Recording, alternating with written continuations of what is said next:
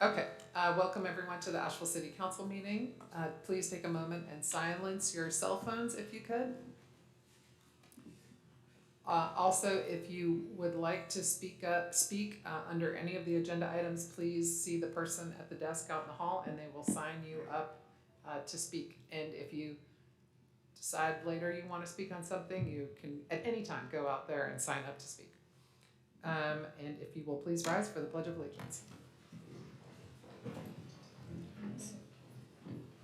Allegiance to the flag of the United States of America and to the republic for which it stands, one nation, under God, indivisible, with liberty and justice for all.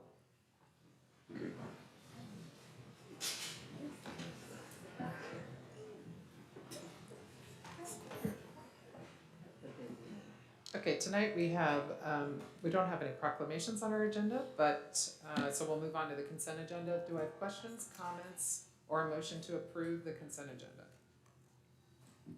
I'll move. Sandra, second. Any? Okay. And I don't see anyone signed up to speak on the consent agenda. Will you guys check yours and make sure I'm seeing the most current list? That's correct? Okay, thank you. All right, so this is working.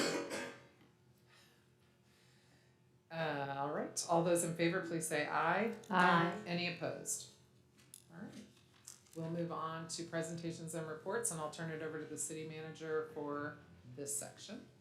Thank you. Good evening, everyone. So now to the official business. There are 3 items on the manager's report. The first one would be our first quarter fiscal year 2023 financial report, and Taylor Floyd, our budget manager, will be presenting this information. What this is about is us providing council and the community with information early on in the budget process so that we are able to literally have a no surprise. Or no surprises as we go into the budget session, which will be sometime in January or February. Following Taylor will be a presentation on 2 surveys that planning staff has led, and probably some other departments have been engaged. The African American Heritage Resource Survey and the Burton Street Architectural Survey. And Todd Okotani I believe, will be doing both of those presentations. So with that, I will turn it over to Mr. Floyd. If you just want to go, we're working on getting something. Okay. Didn't even realize it wasn't up there. Thank you, Ms. Campbell. Good evening, Mayor and Council. Taylor Floyd, Budget Manager with the Finance and Management Services Department, and here to talk about our first quarter of fiscal year 22-23 financial update. And apologies to the members of the Finance and HR committee that have already heard this earlier today. Can I just interrupt you for 1 second? Can you all hear, is his voice being amplified? I am. Is the microwave on? Is that microwave? Microwave. Microphone. Is that better? I think I might just be too. The humming is frying my brain right now, so pardon me. But are you hearing a humming too? A little? No? Is it just us? I'm hearing from residents tuned in online that they just got can't it figured out and they can hear us now. Okay. Yeah. But it doesn't seem like I'll try your to, microwave is not on. I think I might just be a little too tall. Okay, maybe I'll that's, try to squat. okay, It's a short microwave. It's just a short minute. all right. So really quickly, just an overview of the presentation. We're going to start with revenues and then move on to personnel and operating expenses. We actually won't be mentioning the business type activities. We mentioned that with finance and HR, but we won't go into that detail. That's essentially just our nature center and the Aston Park Tennis Center. And then we'll move from there on to next steps. Key takeaways. It's still really early in the fiscal year, despite the fact that we're a quarter of the way through, and we just don't have some information that will help us make better decisions later on through the year and into the budget process. Revenues are expected to meet or exceed budget, and spending is occurring as expected. So again, you'll probably hear me repeat some variation of those three things throughout the presentation. So on the revenue side, we want to start with our adopted budget, property tax and sales tax. As you can see, an overwhelming majority of the general fund revenues, they represent just over 75% of our total budget. So I'm going to spend most of my time talking about those two in particular. As you all Yeah, we're working on it. As you all are aware, Buncombe County and HCA have reached a settlement on a property tax value dispute. And as part of that settlement, they are going to refund prior year payments that HCA made by deducting that from their current year tax bill. And so what that means for the city of Asheville is a $483,000 impact to city property tax revenues in the current fiscal year. And I don't want to downplay the significance of missing out on almost $500,000 in revenues, but we do expect that property tax revenues overall will likely still meet our budget just based on the growth that we have in the property tax space. We generally, the Buncombe County Tax Office provides us with an estimate. They estimate that conservatively through the budget process, so we think that, again, the growth that happens will cover that. Just for a little bit of context, that $483,000 is just under 0.6% of the total property tax budget, which is $81.4 million. So again, $500,000 almost is significant, but we think we'll be okay. I'm going to interrupt you one more time, because we can see, so if you have a cell phone, a smartphone, you can, unfortunately, there's a technology problem, we cannot project the presentation, but it is linked on the agenda online. So if you open up the City of Asheville's website and go to the government. Oh, it's up. Never mind, it's a miracle. You shall receive. Yeah, The microwave works. the That's right. microwave is working now. Fired up, ready to go.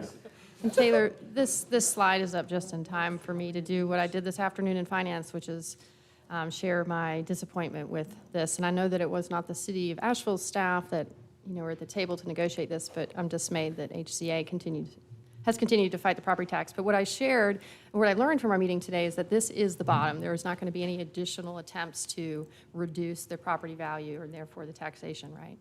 Until the next revaluation.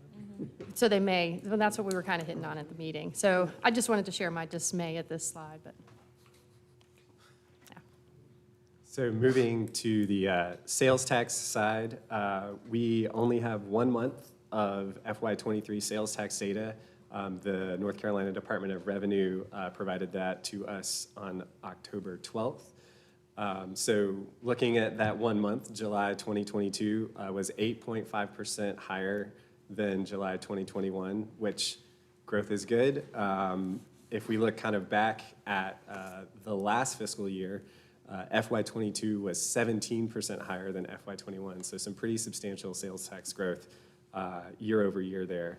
And a typical year of growth, and I do want to say that we don't always have growth in sales tax. It is possible for that to go down and not up, but a good growth in a normal year would be around 5%. So those really are pretty high increases. One thing I do want to make note of is, inflation's been hovering around that 8% mark for the last few months. So that 8.5% number, isn't really probably 8.5%, especially when you take into account the fact that, we're seeing, on the cost side that that inflation hit us, and then again, of course, as prices go up, the taxes that you're going to pay on the goods and services you're buying are going to go up as well.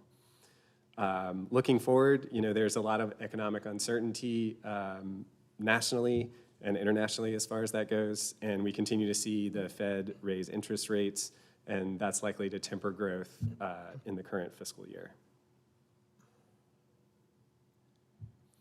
I did want to take a moment to talk a little bit about the parking fund. We talked at length about parking, especially the garages, during last year's budget process, so I wanted to give you all an update on that. And it is good news. We are seeing revenue from both the garages and the meters performing as expected and in line with budget. It's looking significantly better than it did last fiscal year. And while it's in line with pre-pandemic budget performance, it is still under pre-pandemic actuals. So what I mean by that is last year, first quarter garage revenue was about 7% of what we had budgeted for the year. So it was significantly underperforming. This year, it's 27%, which again, looking back to the last year that was not impacted by the pandemic, FY19, that was 24%. So again, in line from a budget performance perspective. However, if you look at quarter one revenues from FY19, they were about $1 million as compared to $800,000 in the current year. So as a dollar figure, we're still not quite back to where we were pre-pandemic, but still much better than the $300,000 that we had taken in the first quarter of last fiscal year. So again, things looking much better in the parking fund, specifically in garages. So wrapping up on the revenue side, did want to make mention, we saw some really significant growth in our share of the ABC revenues in the last fiscal year, almost $900,000 higher. Could you say what ABC means? Sure. I believe it stands for Alcoholic Beverage Control. So there's a countywide system, and we have a sort of a revenue sharing where we get a portion of the revenues that they generate through liquor sales in Buncombe County. We reached out to the general manager, and his perspective is that this type of increase is unlikely to continue in the current year. Again, you're going to hear this from me a lot. They're seeing their costs go up, both for the purchasing the stuff that they are selling and also their personnel costs as well. So he did not think that would continue. So on the general fund side, total overall first quarter revenues are 6% of budget, which seems low, but our property tax revenue generally does not start coming in until those bills are due or considered late in January, so that will increase substantially. That will pick up a lot more through the second and third quarters. And then on the enterprise fund side, again, from the report, you can see that ranges from about 1 to 27% of budget. The 1% sounds alarming, but that is our street cut utility fund that is billed on actual costs quarterly. So that's why they don't have revenue, because they have to finish that quarter before they can bill the folks that participate in that. And we have actually received some of that revenue already. Again, most of the enterprise funds are around that 25% mark. Stormwater is the only other one that's perhaps a little bit low, but they do some commercial billing that happens twice a year. So again, that's why we would expect them to be a little bit under that 25% mark. If there aren't any questions, I'm going to move on to expenses. So again, looking at just the general fund adopted budget, big takeaway here, as we usually say, is personnel costs are a significant chunk of our overall budget. Together, the salaries, wages, and benefits are around 62% of that total in the general fund. So on the personnel side, we're seeing expenses tracking budget as we would anticipate. Just as a reminder, we did make adjustments at the beginning of the fiscal year with budget adoption or shortly thereafter, increasing the minimum salary for full-time employees to $35,360 annually, and providing most other staff with a 5% raise or 2.5% if they were hired more recently. We do still have some adjustments to make in the current year on the personnel side. One of those is a planned January increase to that minimum salary up to $36,816. And then we're also working with a consultant right now that's helping us do an analysis of compression so that we can make some adjustments related to that. As you all are aware, we've done a lot to try to lift that bottom of our pay plan up significantly. And again, that's created some compression issues with our employees. So again, working on that as well moving forward in the current year. I did also want to make note to several changes in the Asheville Police Department. Again, as you all are aware, they are struggling to recruit folks, and we hope that this is going to help alleviate some of those challenges. One is changing an advanced law enforcement certification from a one-time 5% payment to an ongoing 5% supplement. We're also providing a bonus structure that includes referrals, so current staff that referred new hires, $1,000 bonus there, new hires into the academy, a $3,500 bonus, and then certified officers, $5,000 bonus. We are, in addition to that, offering relocation assistance to new hires, additional leave for both new hires and current employees. And we believe that all of this in the current year can be absorbed by some additional salary savings that we've identified through some updated vacancy assumptions. So essentially, they are down even more than we were anticipating that they would be when we did the budget. And again, we think that in the current year, these changes can be absorbed through those savings that we've identified from those additional vacancies.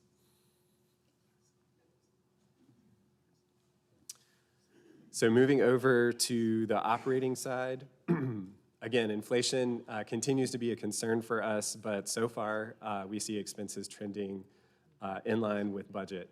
Again, we talked a lot about transit and some challenges that they were having in that service during the budget development process, so I wanted to give an update there. There is still one service interruption in effect due to the driver shortage, and that is a reduced frequency on the WE1 route. But again, we are seeing the costs related to that service track budget, that main cost being that management contract. One other item I wanted to bring to your attention is you all approved a new management contract at the municipal golf course. That entity is, I think, underway right now, like taking over operations there. Part of that new arrangement is a profit-sharing arrangement with that management company, and we're unsure as to what the first year is going to look like, partially because they'll be doing some work out at the golf course, so there may be times when it's closed, and obviously they won't be making as much revenue. Weather, of course, dependent, especially over the winter months. So again, we're uncertain what that will look like, but we'll keep you all updated as we move through the fiscal year. So with that, I believe this is my last slide. Again, high-level revenues and expenses are tracking as we would expect for the most part, but it is still really early in the fiscal year. Did want to make note that we did appropriate some ARPA funding in both the general fund and the transit fund. It was a little over $2 million in the general fund and $300,000 in the transit fund. We'll continue to monitor revenues and expenses. In a best case scenario, we won't need to use any of that funding, and it will be available to be reprogrammed. But again, we'll have more information as we go through the fiscal year.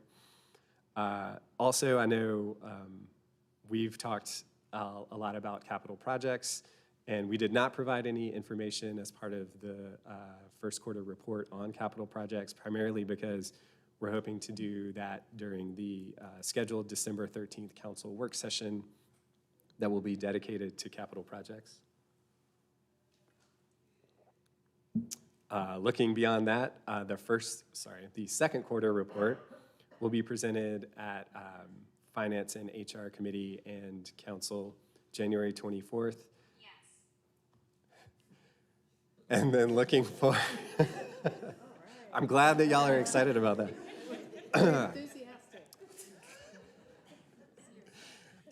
Looking forward to the budget development process. Personnel costs, as they often are likely to be a significant factor. Again, I think we talked a little bit during last year's process about some really good experience that we've had in our healthcare costs. We think that that's likely coming to a point where we'll need to put some additional funding into that program.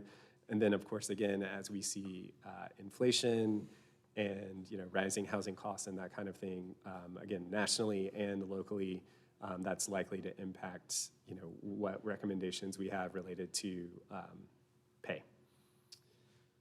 And I think that is it from me, so unless you all have any questions. Just one comment, as it pertains to the slide about the APD incentives, I just wanted to, I'm thankful for this slide and these additional efforts to rebuild our police force. I'm curious when, I'm not a member of the public safety, I'm wondering when we might hear, or if that, an update on how this implements, and if it's successful, wait, come back to council in a few months. Thank you. We absolutely will be doing that. In fact, Public Safety had an update on the recruiting company that we've hired. We will have additional data to share with you all probably late December, early January, due to the fact that it's literally, we launched the effort about 20 days ago. So, yes, we will definitely bring back that information. And I want to also clarify that this is a beginning. This is not an endpoint for us. We know that we have got to get very aggressive in order to not only recruit, but to retain officers. Thank you. I appreciate, since I can't attend public safety, I appreciate that you keep bringing those back to council, the full council. Absolutely. Thank you. Two of the other things that came up for me in this public safety conversation earlier today, one is that the community may have an expectation that because we have a lot of vacancies, that we therefore have a lot of resources, but overtime is expensive. So one of the things I've asked is if staff can bring us information at our 6-month mark, just to see like what the resources we have that we haven't allocated yet. Additionally, we're specifically targeting high school and college recruits for the Asheville Police Department, which if we attract folks who don't currently live in the region, will become residents of Asheville and Buncombe County, and we'll have to deal with our high cost of living. So we are having conversation about wages for retention and recruitment, and also the demographics of who the ads are reaching while we're rebuilding the staffing. My question, as a tool, this presentation does a great job telling the story. It gets into the details and the nuance, and I certainly appreciate that. But I think it could be helpful to have a side-by-side comparison. For example, in the presentation, there's conversation about personnel expenses that go into detail. There's conversations about ABC revenues with actual dollar amounts and percentages, but the parking fund revenue doesn't have dollar amounts or percentages. So something about when we're talking about like 2-year target, what happened last year, and then where we are this year, a side-by-side comparison could be a useful tool in educating the public while informing us. It would certainly be a useful tool for me. Sure, we can certainly make adjustments on the, we got 2 more opportunities to do this year with quarterly reporting. Well, a similar request came from finance this morning to hear more details about how the parking fund is doing overall. And one other thing, we do have a more detailed memo from myself and Tony McDowell that goes into a little bit more detail than this PowerPoint presentation does. Also, as part of some follow-up, some questions that you all asked about parking, that email has been sent to you, and I think it does what you requested, Kim, in terms of the comparison related to revenue and expenses for transit. So you should have that in your box. And it is a very useful tool, so thank you for the memo. I just wonder if when we're presenting this to the public as part of these conversations, it could be a useful tool for the public as well. We will do that. We used to have a parking committee. It was like a subcommittee, and I think that's where I'm just not hearing anything anymore because I think that committee has subsided. Yeah. We will do our best to keep you updated. Thank you. Thank you. Thank you, Taylor. So our next one is Todd Okolchaney, and he's going to talk about the African American Heritage Resource Survey. Thank you, Todd. Not Alex Cole. Alex Cole. Yeah, unfortunately, she's not feeling well. Oh, okay, you're Alex Cole. Good evening, Mayor and council members. Alex apologizes she can't be here. I'm actually kind of disappointed for her because I think these are 2 really great projects that we should all be proud of. And I know Alex, managing these projects, spent a lot of time and effort on these. So definitely just want to acknowledge her work on this. And actually, I'm not presenting on Walton Street Pool just yet. Just follow the same presentation. You don't have to pull up another one. I'm They're all so combined. sorry, that was my bad. That's okay. We got Planning and There Urban you Design go. have a lot of projects tonight. Great, thank you, Maggie. You're starting with Burton Street? So we're starting with African American Heritage Resources Survey, and then I'll provide a brief update on the Burton Street Architectural Survey as well. So just a few key takeaways: that Planning and Urban Design staff began engaging the community on documentation of historic resources, specifically related to African American heritage in 2018, prior to the pandemic. The African American Heritage Resource Survey project is a first phase of continuing efforts by the department to fully document African American historic resources in Asheville. Documentation of historic resources in our traditionally underrepresented neighborhoods provides opportunity to illustrate and honor a more complete history of Asheville. The African American Heritage Resource Survey report provides a detailed historical narrative of African American life in Asheville over the course of our history, and that a survey information can be utilized for historic designations, long-range planning, and/or to inform other projects in our community. So I'm just going to give a brief overview of the background, next steps and questions, and just define what exactly an architectural survey is and how it could be utilized in our community. So an architectural survey is a survey that is a systematic process of identifying and recording historic buildings, structures, objects, districts, and sites, both historic and prehistoric, in a given geographic or thematic area. So a survey, in this sense, we actually looked at 75 resources throughout the city, and there are hundreds. So there are certainly a lot more resources that we still need to survey to date. And that includes resources that might be lost through history, such as through urban renewal. Why we undertake a survey: it's a documentation of the built environment as it relates to local history. It's an important tool for preservation of neighborhood and community character, and survey information can help inform related projects and is important in understanding the community's historical narrative. And how can the survey be used? Survey information can be used to identify historic resources that require further study, resources eligible for listing in the National Register of Historic Places. In this case, the survey identified 3 potential sites that could be identified on the National Register, as well as resources eligible for local historic designation. So just a quick overview of the background. The Historic Resources Commission is responsible for identification, documentation, and maintenance of inventory of historic resources in Asheville as well as the county. And based on data that we worked on with the State Historic Preservation Office in 2018, that we identified the need for architectural survey of historic resources specifically related to African American history in Asheville. A lot of this, that history has been done by local residents in the community, but this was a way for us to do oral histories, to speak with residents in our community, as well as do a full archival kind of research with our consultant team on this effort.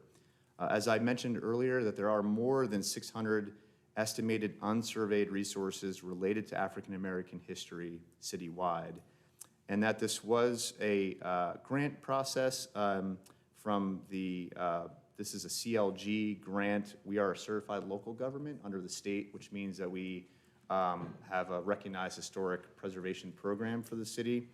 And this was also, we leveraged City of Asheville funding as well through the Planning and Urban Design Department. And we contracted with Owen and Eastlake, a consultant firm, in 2019 to complete phase 1. And the pandemic happened, and unfortunately, this effort was put on the back burner for some time. So this is just a snapshot from the State Historic Preservation Office, or SHPO, just mapping all these resources throughout our community. Yellow identifies specific locations. These could be properties or buildings of historic or cultural significance within the African American community. And then the blue areas are national landmark sites or districts shown with the wider kind of geographic boundaries. Just for some additional background continued, that in fall 2019 that we released a draft survey report. And then at the time when we reviewed the survey, we felt that there were substantial revisions that needed to be made just based on our understanding of kind of the content and narrative and how we wanted to kind of communicate all this information with our citizens. So the city actually contracted with another consultant team called Acme Preservation Services in 2020 to make necessary revisions to the survey report. And in 2022, we revised that survey and released it for review, including review by the State Historic Preservation Office, including our very own Darren Waters. In terms of next steps and what we've done to date, we did recently provide a press release and publication of the final survey report, and again, which documents 75 resources throughout the community. And then we'd like to identify a next phase of the architectural survey depending upon available resources in the future. So as I mentioned, there are hundreds and hundreds of additional resources that should be documented in the future. And of course, we would explore other grant opportunities to try to make that happen. And just again, some key takeaways that we started this effort before the pandemic. And in terms of next steps, we'd like to continue this effort and continue to document this really important history in our community. With that, I'm happy to try to answer any questions that you may have.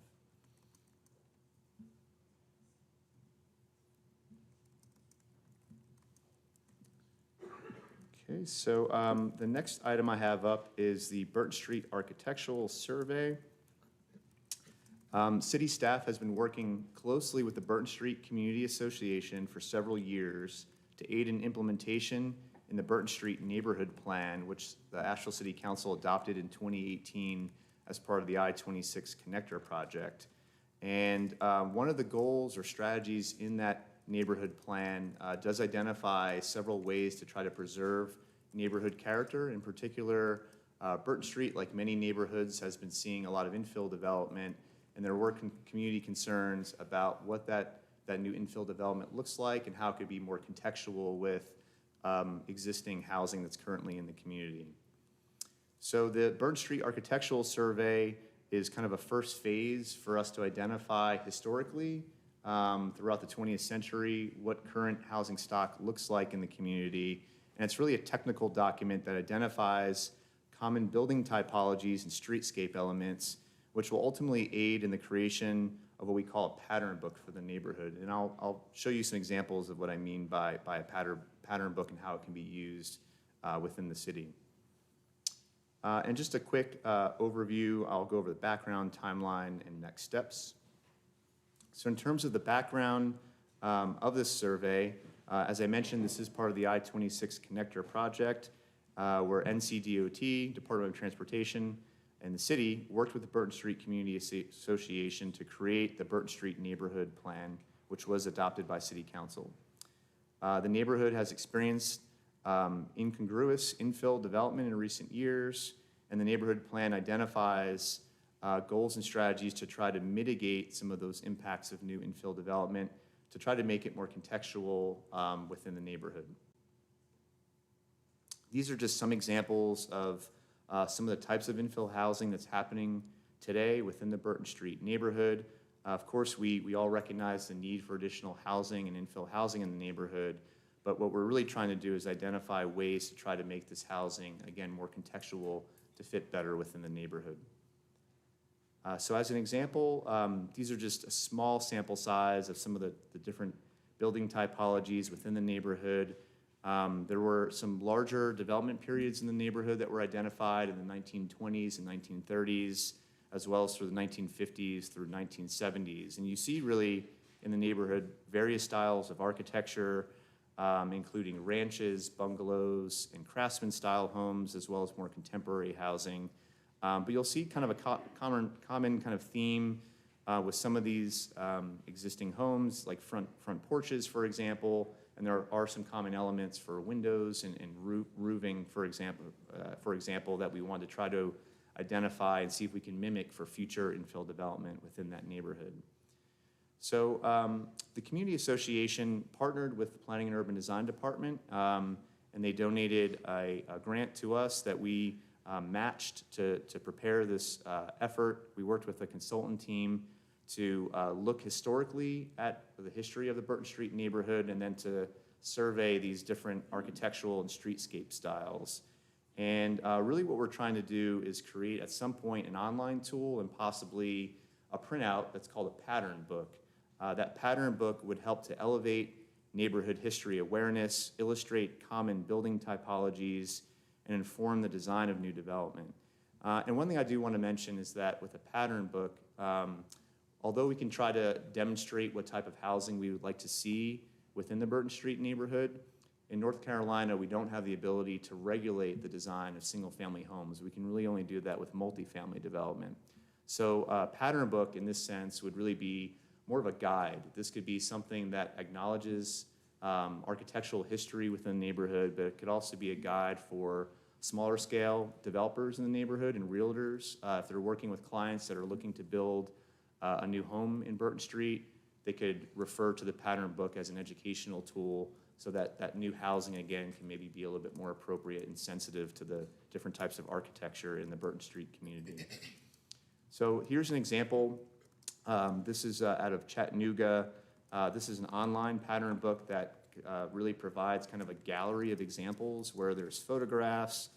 There might be other renderings and images that show different architectural elements of housing, such as the roof or the front steps or windows, different types of architectural materials. This is really what we're talking about with a pattern book and some examples of, again, what that could look like for a next phase of this effort. So in terms of a timeline, we issued an RFP in 2021. We contracted with a firm called SNME, a local firm, to prepare the survey report. We released a draft, and we recently released a final version. And the next phase of this, as I mentioned, this is just kind of the first phase, identifying the architectural history and styles within the neighborhood.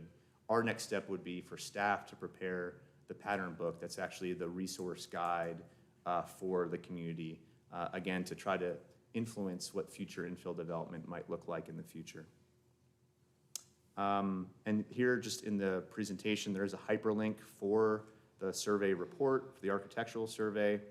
As I mentioned, completion of the Burton Street Neighborhood Pattern Book would be a future phase, and then publication of that pattern book and engagement with the community to make them aware that this could be a resource for them.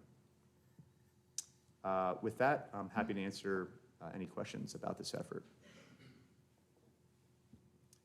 I thought that was interesting, your point about the law in North Carolina around being able to mandate home design.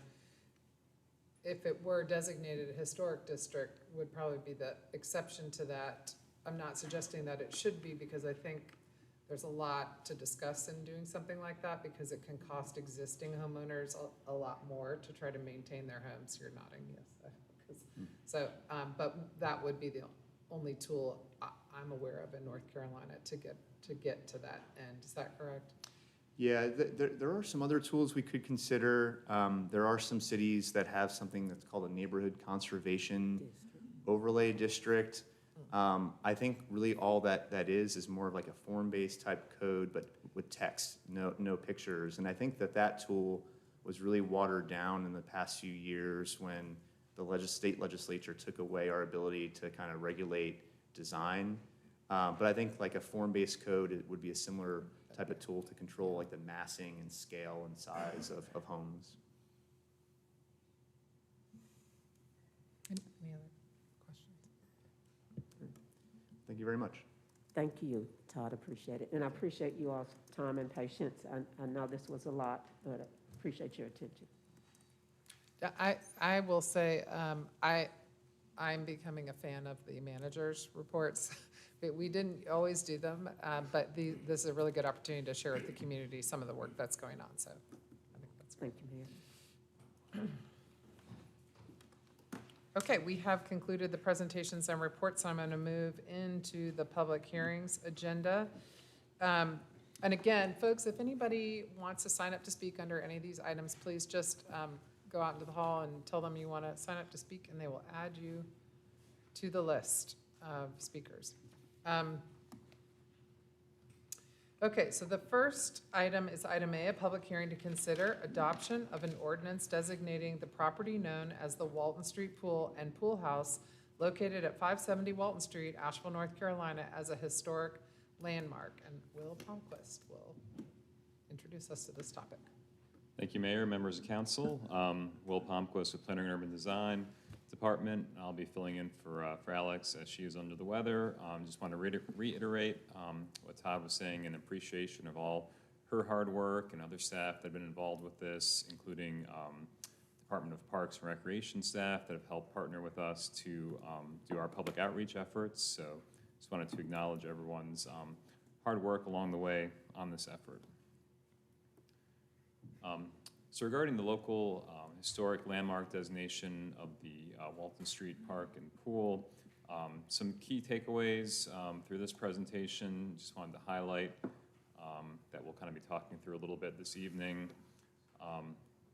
So Walton Street Park and Pool were both identified as significant historic resources as part of the African American Heritage Survey, research survey, resource survey that Todd was actually speaking about earlier. So this is one of the first implementations of that survey.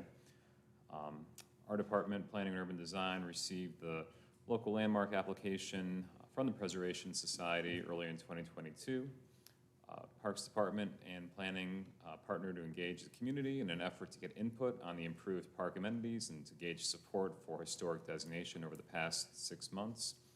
Walton Street Park and Pool have contributed significantly to the history of Asheville and Buncombe County. Areas of significance include Black ethnic heritage, entertainment/recreation, and social history.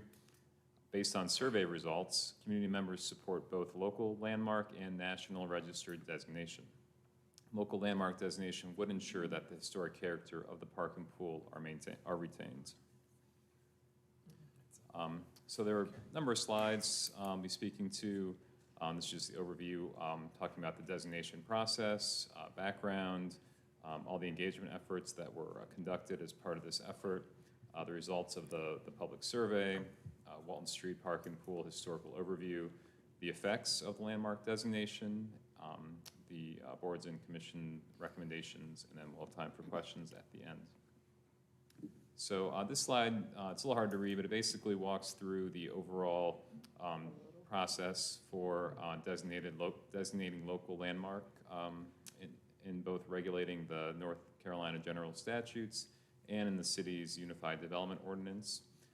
Essentially, the city council, through the Historic Resources Commission, has authority to designate local historic landmarks. So essentially, we're Walton Street Park and Pool to become a local historic landmark, it would be regulated such as other historic landmarks in the city, as well as properties in local historic districts that would require review for changes through the Historic Resources Commission. But the good news is that we're all the way at the final step of this process, so you can see all the different steps to get there to be here tonight. A little bit of background in a little more detail. As previously mentioned, in February of 2022, the city received a landmark application. Parks and Planning and Urban Design partnered with Southside United on community engagement for the Walton Street Park amenity improvements and potential historic designation. The project team developed a survey to engage the community. Staff identified a number of in-person engagement opportunities that were centered around community events and community amenities in the area this past spring. In August, the city received the draft landmark report. Also, the designation report was forwarded to the North Carolina Historic Preservation Office for comments. Also presented to AAHC for comment and recommendation, and then also to the HRC, Historic Resources Commission, for comment and recommendation. And then this slide just kind of illustrates a lot of the other additional outreach efforts that staff engaged in with the community. This include a number of traditional outreach opportunities like at meetings and festivals, events, different medias like mailers to residents, electronic distribution of information, leveraging of media resources like through the Citizen Times and WLOS. So just really a cacophony of different ways of trying to get the word out and get input from the community about their preference for designation of this property. So through those efforts, an online survey was open for about 6 months this past spring, summer, and fall, and over 230 participants responded to the survey. The pie chart on the left shows basically there were 2 questions in the survey. The first was, do you support historic designation generally? 82% of respondents replied yes. And then with some more information about the different types of historic designation for National Register landmarks and then local landmarks, the majority of respondents, 73%, responded that they would support both designations for the Walton Street Park and Pool. So then just some kind of historical background about the park and the pool, as shown here in the aerial image. The 4.37 acre park was established by the city and the WPA. That was constructed in 1938 and 39, opened to the public in June of 1939, and the pool itself was completed in the fall of 1947. The pool house was completed in 1948 and opened to the public that summer. And the Walton Street Park and Pool are significant for being the sole municipal park and swimming area for Asheville's Black population, and are thus associated with events that have contributed significantly to the history of Asheville and Buncombe County. The park complex retains the arrangement of features established during the period of significance, which is identified as being between 1939 and 1972. Park pool and pool house retain integrity of location, setting, association, feeling, workmanship, and design. So basically the effects of a landmark designation for this site recognizes and honors the cultural and historical significance of a place that allows us to tangibly connect to our past and allows for historic character to be retained through a design review process whenever proposed changes are made for the site. So this past fall, in September, the African American Heritage Commission recommended unanimously in favor of designation. And in October, the Historic Resources Commission also recommended unanimously in favor of designation. So tonight, the requested action is to adopt an ordinance designating Walton Street Park as a local historic landmark. Next steps would be that we would file the ordinance with the Register of Deeds and continue to engage the community on improved park amenities. And then just the key takeaways again for your information, and I'm glad to answer any questions that I can.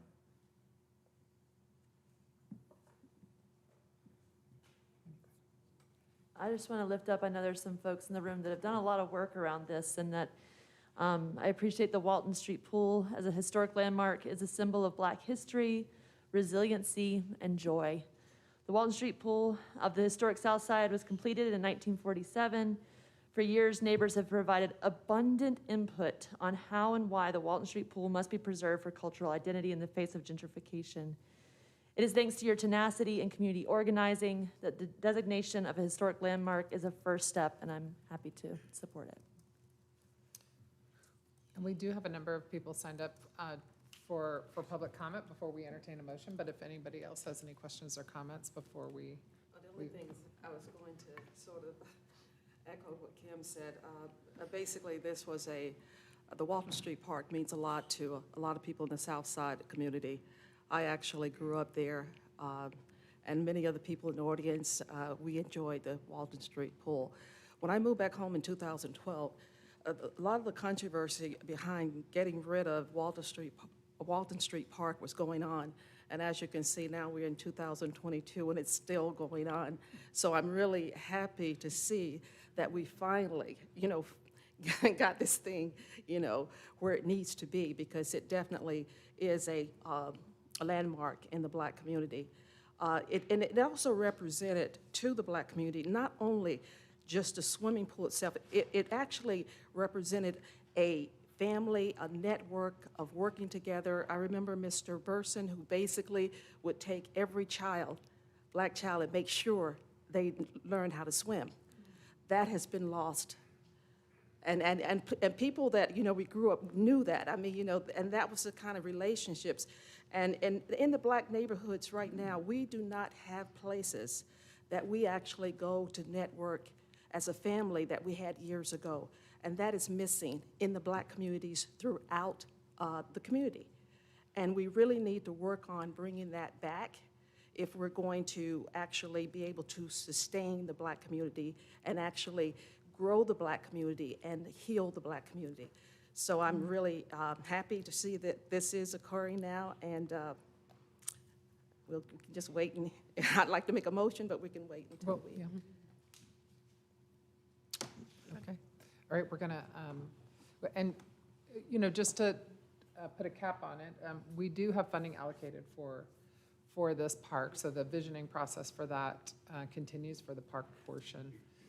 So just to keep that in mind, and it's been, as Sandra said, many years of listening to the community about the vision and the desires of the community and what to do, and it was really, I really want to thank the community for supporting us as we made the challenging decision around putting a pool at Wesley Grant and hearing from folks about the future of the Walton Park. So thanks for that. Appreciated. All right, we have, as I mentioned, several people signed up to speak, so we will call them in order. And just as a reminder, you'll have 3 minutes to speak. The lights on the lectern will turn green, orange, and then red, and buzz. When it buzzes, that means stop. So the first person signed up to speak under this item is Dave Nutter. Thank you, Mayor and Council. As a former member of HRC and a board member of the Preservation Society, took part in numerous discussions about this wonderful effort to designate the pool and the park as local historic landmarks.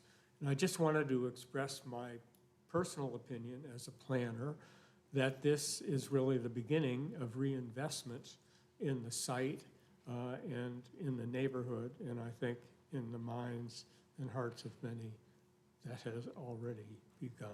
Thank you. Thank you. Jesse Landell.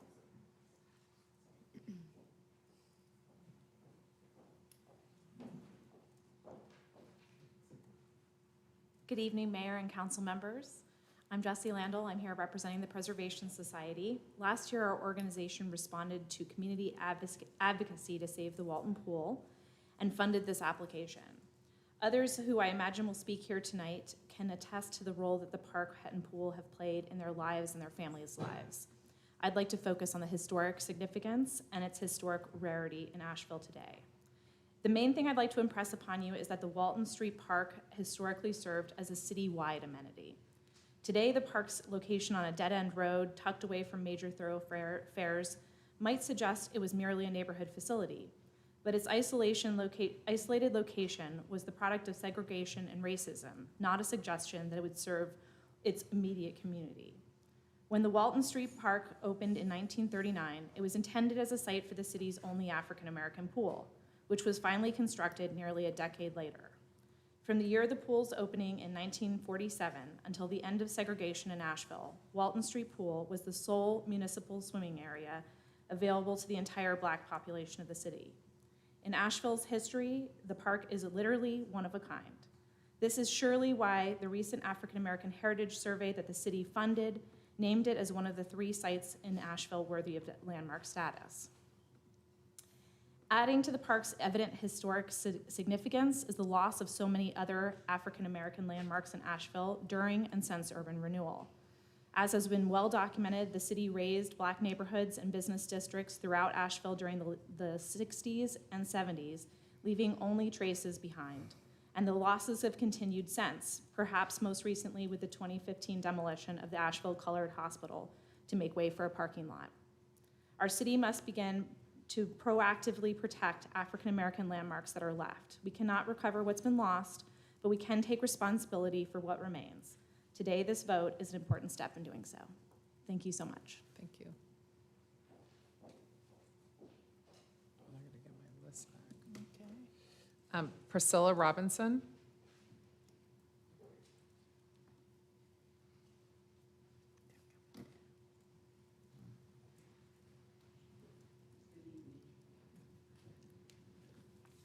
Good evening, Mayor and City Council. Thank you for allowing me to speak today.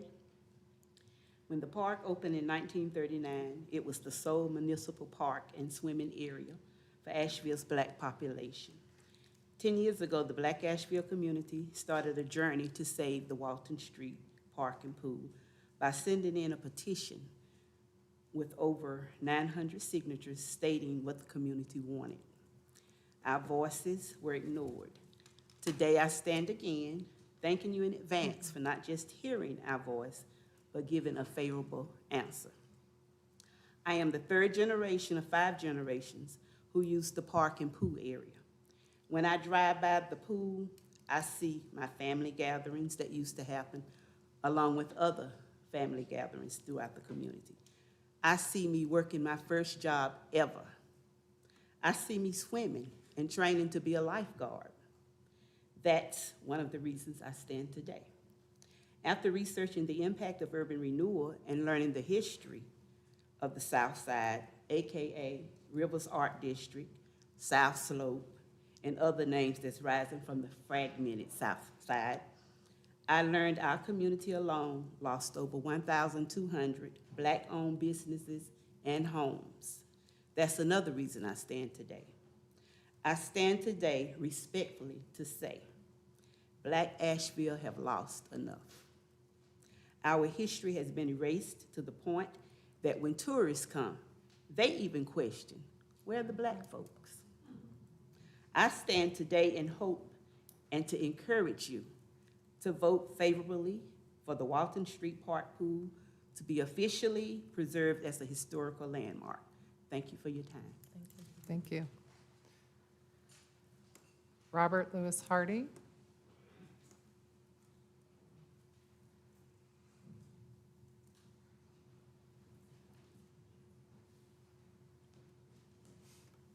As always, I first give honor, praise, and glory to the universal Most High.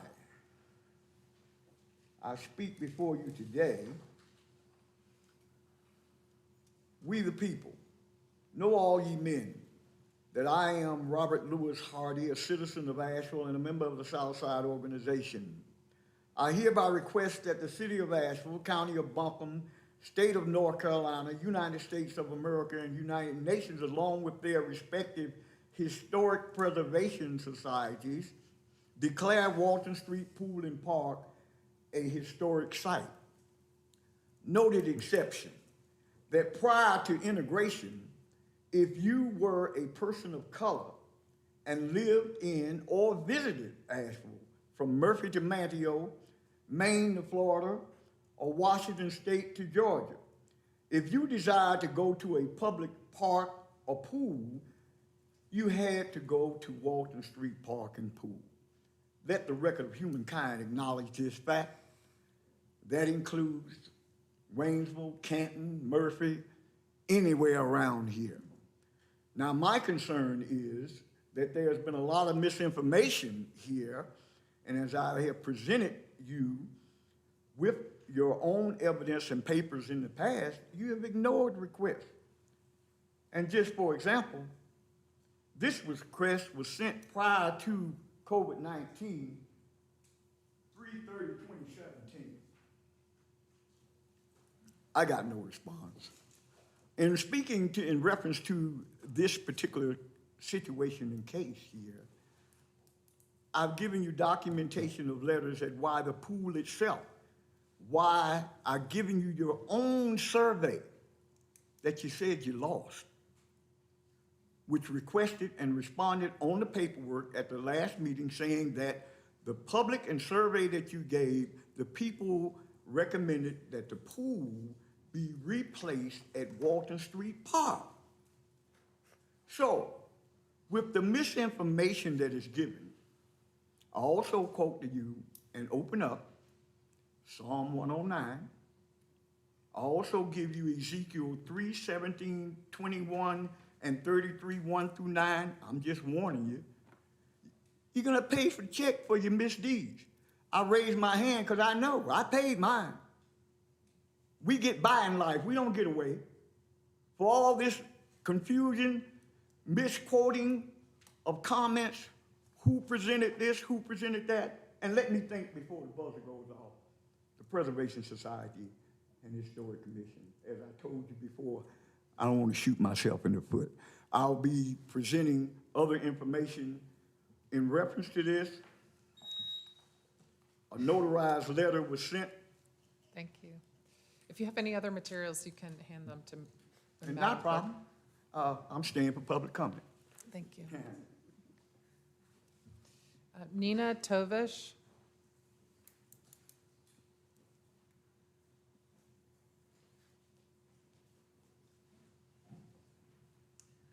Good evening, Mayor and council members.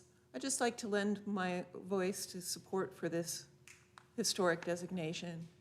I hope that it will be a first down payment in a larger scale recognition of the history of Black Asheville, and that it represents the first opportunity to officially call attention to the achievements, the historical character, and the participation of our Black community in the life of this city.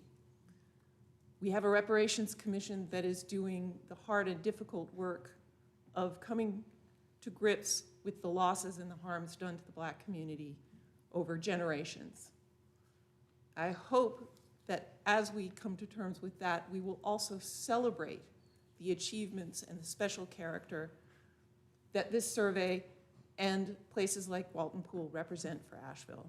So I trust and hope that you will vote this evening to support this historic landmark designation, and I hope that it is only the first of many of this sorts of recognition. Thank you for your time. Thank you. Aaron Griffin Sr.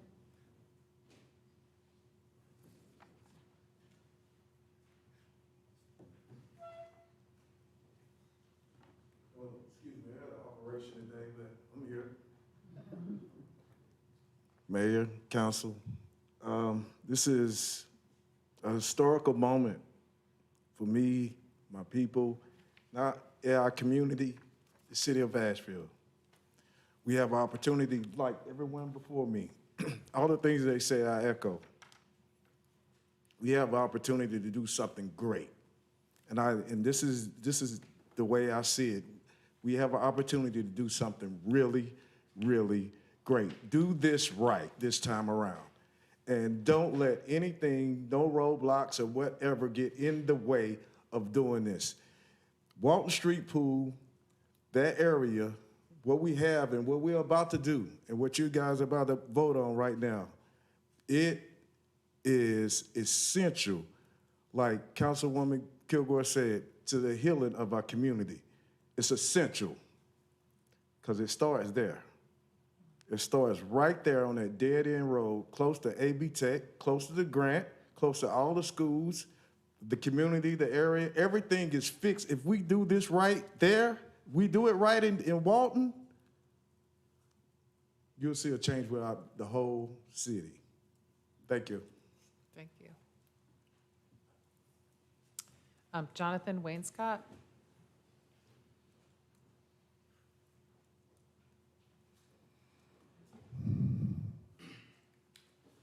Hi, my name is Jonathan Wainscott. History can be hard.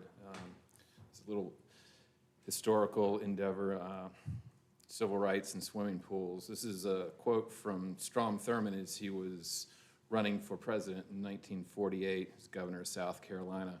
Apologies that this is difficult. I want to tell you, ladies and gentlemen, that there's not enough troops in the Army to force the Southern people to break down segregation and admit the Negro race into our theaters, into our swimming pools, into our homes, and into our churches. This is the swimming pool that was built in Asheville in 1922. It's a recreation park near the municipal golf course. It was built right as the Beverly Hills neighborhood was being built as an all-white neighborhood. As you can see, it features a Ferris wheel and a merry-go-round, and I presume concession stand with delicious snacks and such. And this is the humble Walton Street pool. Funded in 1938, Walton Street Park was, and the pool was completed in 1947. This was the year before Strom Thurmond made that horrendous quote. I see this picture and I see, a place where people are gathering and just enjoying human activity of swimming. Architecturally speaking, it's a very simple building, and so for people who are unfamiliar with its history, it may be disregarded, and that would be unfortunate because, as you said in your own presentation, the preservation of this building gives us a tangible connection to history. And this is what it looks like today with thanks to our local media outlets, WLOS and Citizen Times. It's just sad the way that it's been treated over the years. It just looks like a sign of historic neglect, which it certainly is. There's nothing more sad than an empty swimming pool. And for those who are interested in knowing where this 1937-38 park was built, I'm going to use a 1937 map. This is the redlining map of Asheville, produced by the Homeowners Loan Corporation. And Walton Street is right down a little tiny tip of that magenta V, which is known as Area D1. That little tiny aqua part is where Walton Street Park is. And of course, this comes from the HOLC field descriptions of Area 1. It includes the description of the inhabitants, common laborers with an annual income of $300 to $1,500. Foreign-born, no. Negro, yes. 75% of that area was black. Infiltration of Negro gradually. These were the detrimental effects, as coined by William Coleman back in 1937. Just a little bit of more historical perspective on this issue. Thank you. Thank you. Thank you. That is the last person signed up to speak under this item. Does anyone have any questions or comments or a motion? I wanted to ask one question about the design review. Does it have any authority to hinder future plans for Walton Street Pool? And if so, does council have the authority to overturn that if it is denied, if future plans are denied? So the historic designation would not curtail any type of future pool use. And I believe decisions by the Historic Resources Commission can be appealed. I'm not 100% clear on that process.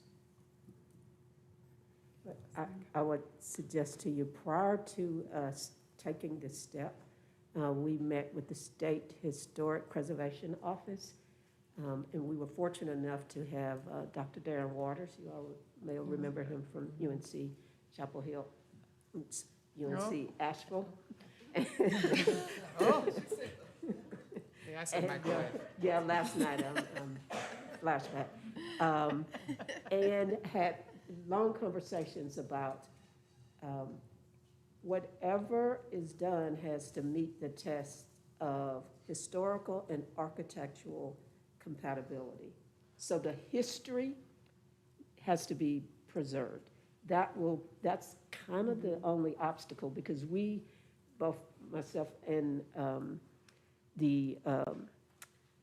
at the time, the interim director of Park and Rec, we were very, very concerned that if we wanted to add additional recreational elements, that we could do that without having too much of an obstacle. I was just able to phone a friend. Ms. Cole is watching along from home and confirms that, so City Council does not overrule Historic Resources Commission decisions. Appeals to that commission go to the Buncombe County Superior Court.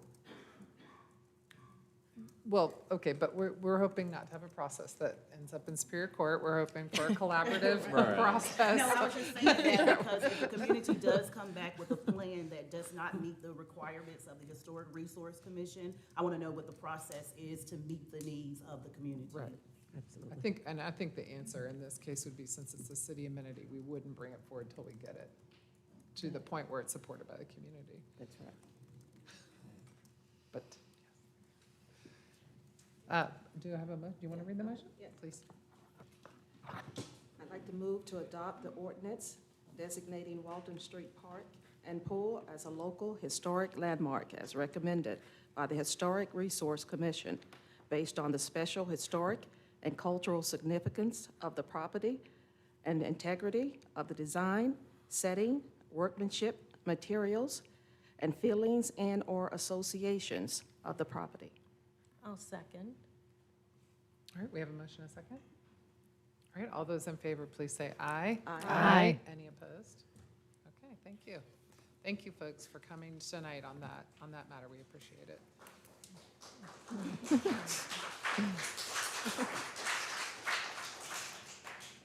Now, this is your chance to make your escape, or you're welcome to stay for the, Lucy's going to make a really great presentation on Exactly. on Don't Close miss the it. Gap stuff. Oh, well. Don't be. Let me make sure I know how to drive this thing. Yeah, I do. Okay. Good evening, Madam Mayor and members of council. My name is Lucy Crown, and I am the Transportation Manager for the City of Asheville, and it's my pleasure to give you a presentation about the GAP plans. Wait, This you is- gotta go back to that picture. Okay. What are those people doing? They He are, has a beer. they're taking a friendly stroll on the Reed Creek Greenway Okay. from the local brewery home, and the woman has low to no vision, and he has a 4-pack of expensive beer in his hand. Soon you'll have We are low in vision as Asheville, well. all right. Very good. Correct. This is our presentation outline this evening. On the left, I'll hit the high notes of a very lengthy document, and on the right is our cover picture, which for those of you who are following at home, the presentation has live links, so you can press this picture to get to the plan itself. And another housekeeping note is that through the documents, if I've taken pictures from our plan, the page number is deliberately on the image so that you can find it quickly. Our key takeaways are that the GAP plans include the Greenway Master Plan, the ADA Transition Plan, and the Pedestrian Master Plans.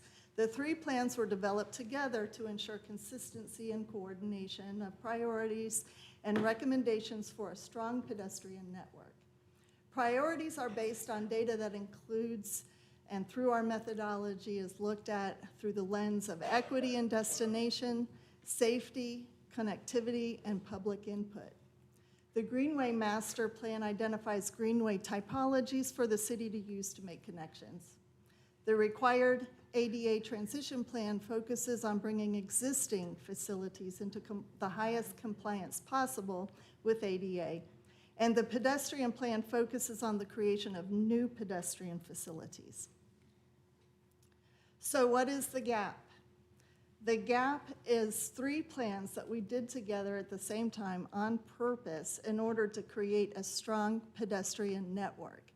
Our pedestrian network is comprised of our Greenway network and our sidewalk network. So the GAP is actually an acronym for 3 plans.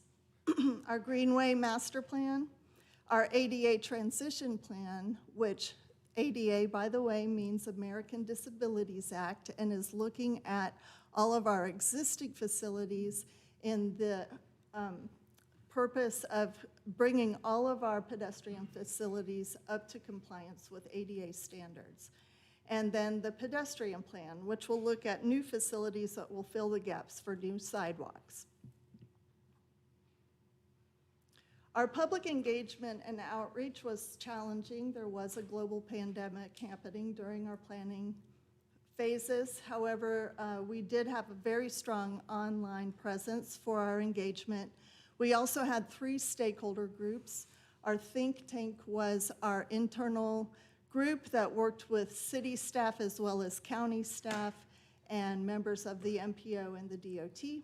Our Citizens Action Committee was working with volunteers from pertinent boards and commissions, as well as volunteers and advocacy groups and nonprofits that want to see stronger pedestrian networks throughout the city of Asheville. And then the ADA focus group were people with disabilities who live in Asheville or their caretakers and nonprofits who are dedicated at working for ADA issues and improvements in Asheville. All of our meetings were done online and were recorded, and you can still find them today on our project page. And all of our neighborhood outreach was done by city staff. We worked through NAC and newsletters. We made extra efforts to reach out to legacy neighborhoods and make their meetings and talk with the Emma community, and would go to any meeting from any other neighborhood that wanted to hear more about the GAP plans. So going into these plans, we knew we had immense needs. We know that we need more greenways in order to make a strong greenway network. We know that we have to make our right-of-ways more accessible to people with disabilities. And we know we want more sidewalks in downtown, but also in our neighborhoods. And that sidewalks also include the ability to cross the streets and curb ramps and access to bus stops. So those are our 3 big goals: our greenway network, our ADA transitions, and our pedestrian networks. But we knew that we had 7 other goals that were needed in order to knit a very strong pedestrian network. So we wanted to include other goals in our plan that included our multimodal vision, equity, development strategies, policies, funding, safety, and tools for communication and implementation. So how the heck are we going to get to all of this stuff? We know we had a ton of needs, and we know we had to figure out how to prioritize them. So our consultants were charged with working on a methodology that would give us a scoring mechanism for all of our corridors throughout the city. And it's based on 4 criteria, which I'll explain briefly. Our destination and equity score was based on the fact that people who live in vulnerable communities need to have safe and reliable pedestrian networks where they live, but also where they are going.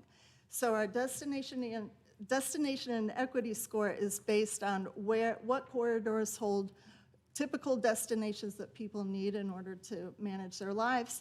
And then the equity part of the score is based on census information using equity indicators such as percentage below median income, percentage of people below the poverty level, people who self-report having disabilities, also concentrations of people who are 65 years of age and older, households that only have 1 car, households that speak English as a second language. Our second scoring factor was safety score, which is where we were looking at the streets themselves. How many lanes do they have? What is their posted speed limit? What's the crash data in this area? So they would get a higher score based on how dangerous the streets are by those factors. The third was our connectivity score, where we were looking at corridors and how they could enhance our pedestrian network if they had proper pedestrian facilities. And then the 4th scoring mechanism was our public input, which we received through 3 different surveys through our planning process, and those scores were actually added throughout the planning process. Then each one of the corridors were divided into who owns and manages them. Our streets in Asheville are either state-owned roads or city-owned streets. And then the corridors were placed into their respective plans.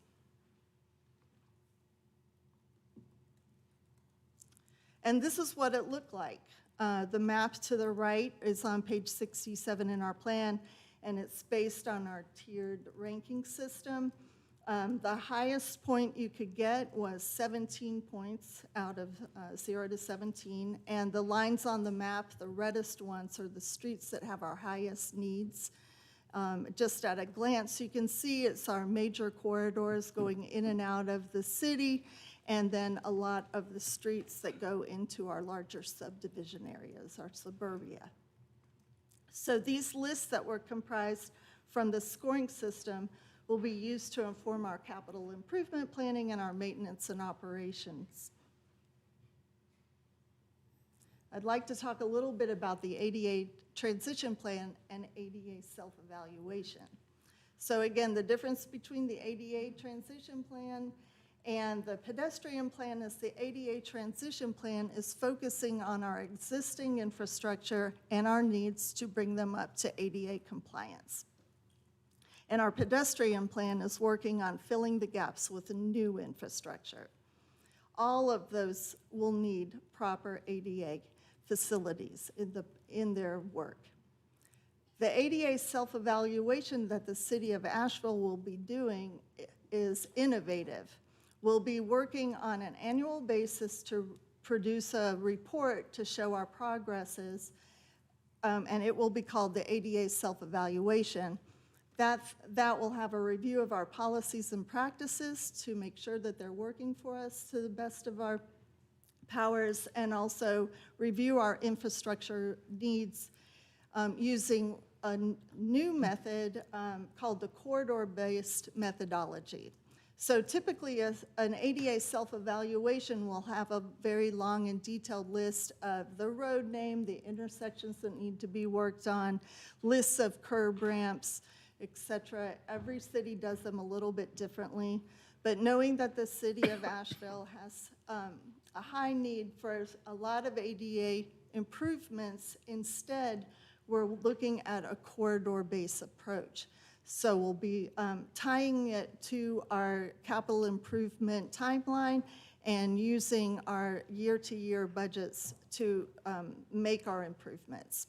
We'll be using the public right-of-way accessibility guidelines, or PROWAG, as we like to call them in our world, because the federal government does not have adopted accessibility guidelines yet. We're hoping that these PROWAG guidelines will become the federal gold standard. And our self-evaluation will have estimates for costs for compliance and shows how we can prioritize our corridors. A typical ADA transition plan has these 6 elements within it. The first 3, the City of Asheville has already been doing, and it's in our finance web pages. We have an ADA coordinator. His name is Brad Stein. He's our risk manager. And we have our public notice about ADA requirements and grievance procedures already posted. So our consultants were helping us look at our current state of compliance, developing internal design standards, specifications, processes, and protocols to begin using, and developing a self-evaluation and transition plan.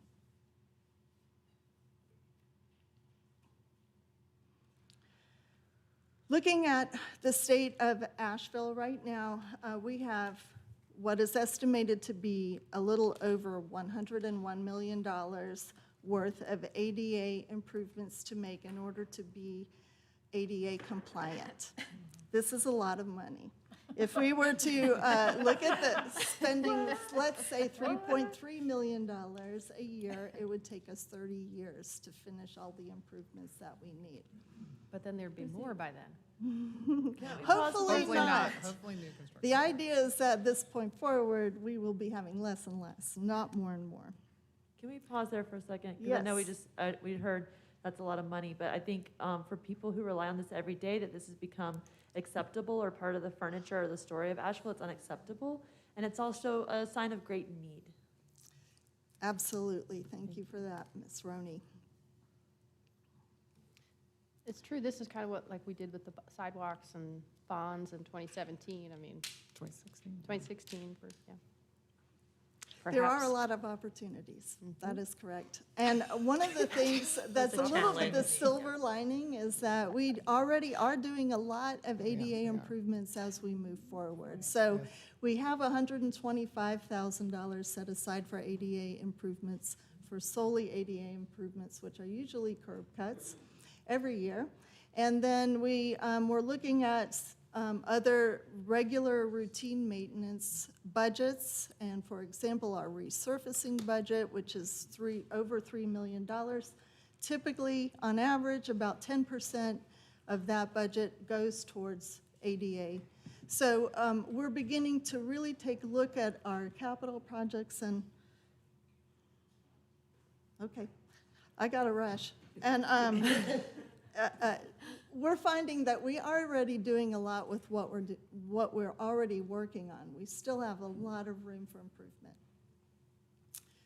Our focus groups, the ADA focus group was very helpful for us, and the information that we received for them showed us that these corridors really need a lot of help.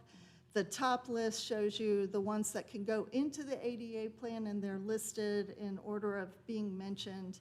And the ones below have no pedestrian facilities at this time, so they need to go into the pedestrian plan instead. But they have notes that we need ADA improvements. The Greenway Master Plan, just some high notes on that are that we are really trying hard to redefine greenways in Asheville to be a greenway network. That's when you see the most return on investment of your greenways.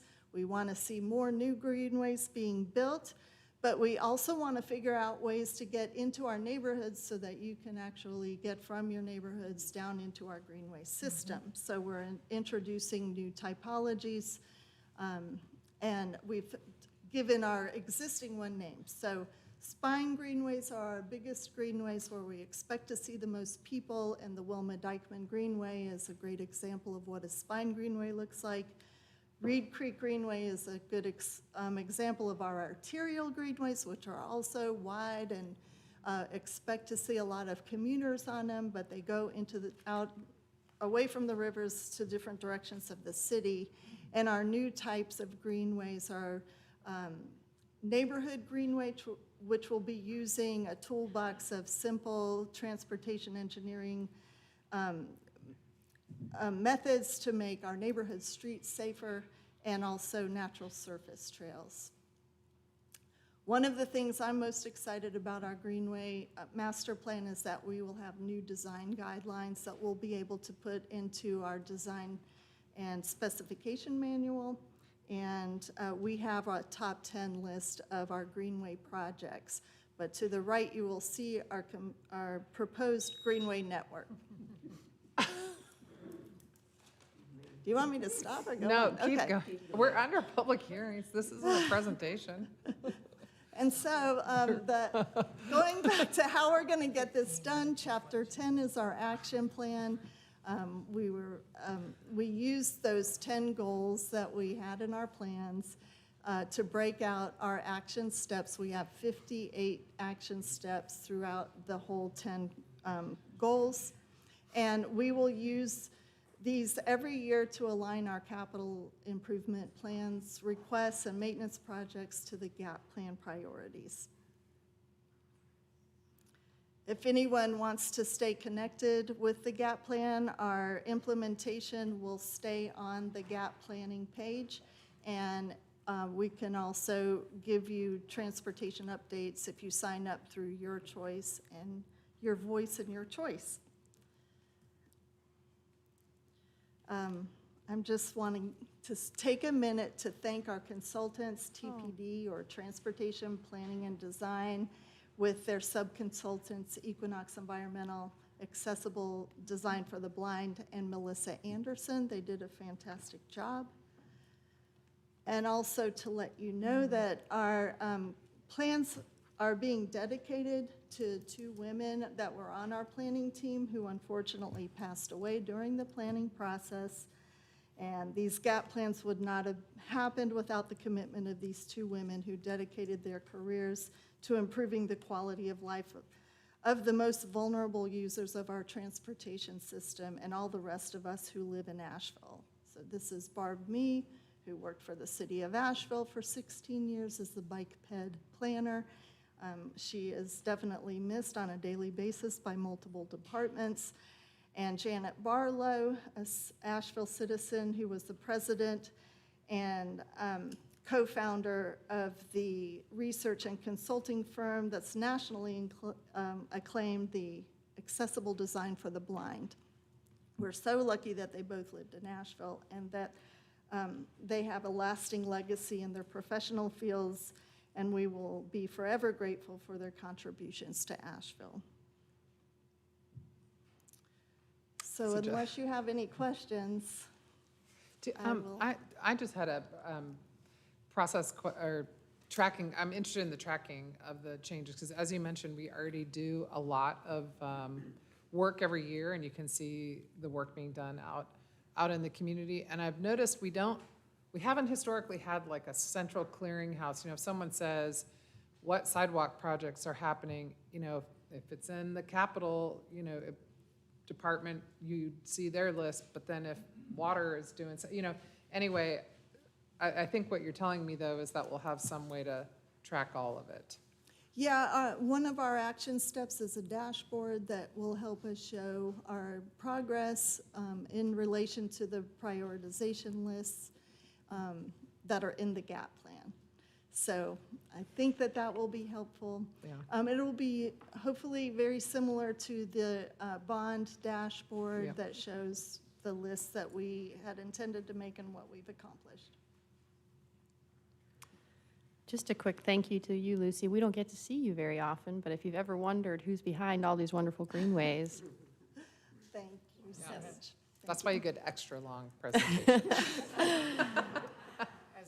Well, Lucy, before you sit down, I just want to say, I know this action is needed. Our planning documents for multimodal transportation outside the transit, which is fairly new, are really outdated. And this is going to guide our future budget plans and policies, and it wouldn't happen without your steady hand and your staff.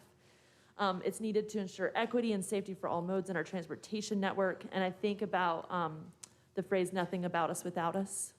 The people like Priya Ray of DIY Abled, the members of the blind community I've served with on advisory boards, the late Janet Barlow and Barb Mee, who were mentioned today, who've informed this work over time. But I think it's also, we heard the plan and we're going to hopefully adopt the plan, but it seems to me that we need two things. One, to support follow-up action that's meaningful, and two, partners, because we have that huge need in our community, and we're not going to get there by ourselves. So one thing I know the public can do to partner is identify gaps and identify ADA issues. So how can someone in a neighborhood, someone on their way to work, identify a need, submit it, and then what kind of action could they expect when they do? The easiest and most straightforward way to do that at this time is to submit it in the Asheville app. It really is the quickest way, and multiple departments see it. So I take a picture, put it into the Asheville app, and that sends it on to staff who can submit it into an action plan. Yeah, you don't even need a photograph, but photographs are very helpful. And then in our short-term actions, can we expect some updates to Unified Development Ordinance, ways that we can ensure accountability for new development, because that's how we're going to get where we're going? Yeah, new development is an interesting part of this because we've never tracked the improvements, the ADA improvements that new development makes. So we've never even considered it before. So that's a new way that we need to know how to capture our improvements. And what was the other part? I forget. Oh, updates to, can we expect to see some low-hanging fruit updates to our Unified Development Ordinance? Yes, that is actually already part of it. Our consultants have a list of recommendations for our UDO and our design and specification manuals that I'm hoping we'll be able to work on immediately upon adoption. Thank you. Thanks, Lucy. Nice to see you. Oh, could somebody, I got a couple of people signed up to speak. Any other questions before we do that? Okay. The first person signed up to speak is Billy Laughlin. And again, 3 minutes to speak, and just follow the lights on the lectern, and the beep means stop. Good evening. I am a visually impaired citizen of Asheville. I am legally blind, but I can see the frame of you, but not the details of you.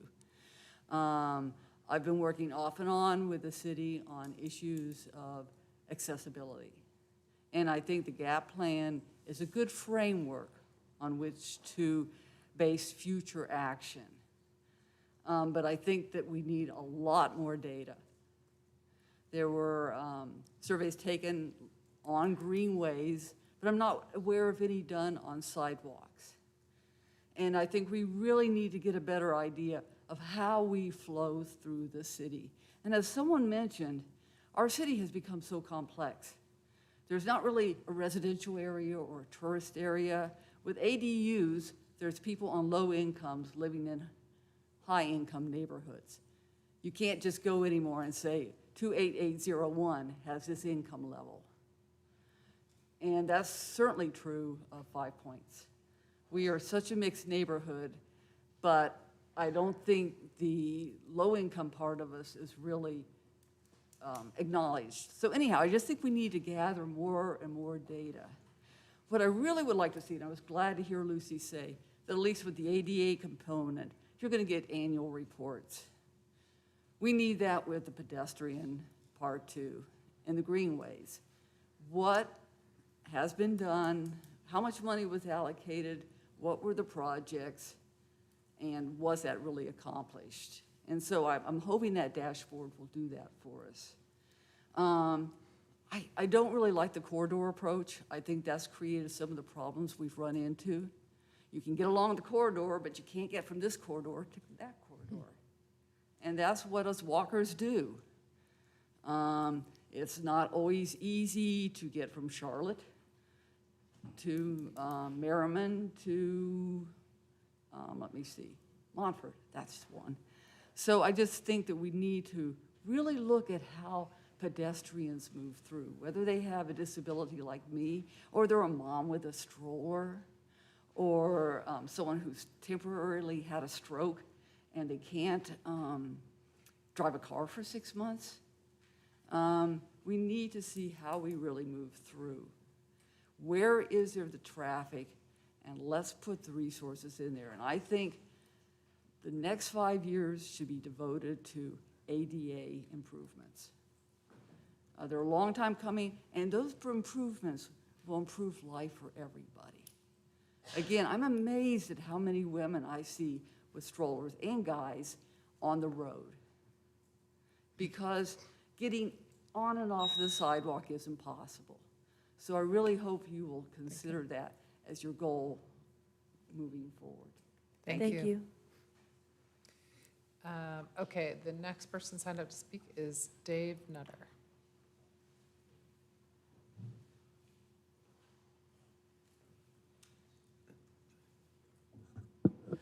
Mayor, council, manager, and staff. I am Dave Nutter, a community planner of some 60 years' experience, including greenways, riverfront revitalization, fundraising, and feasibility studies. Please adopt this outstanding Close the Gap master plan for greenways, handicapped accessibility, and pedestrian improvements for all the people, businesses, and visitors of Asheville.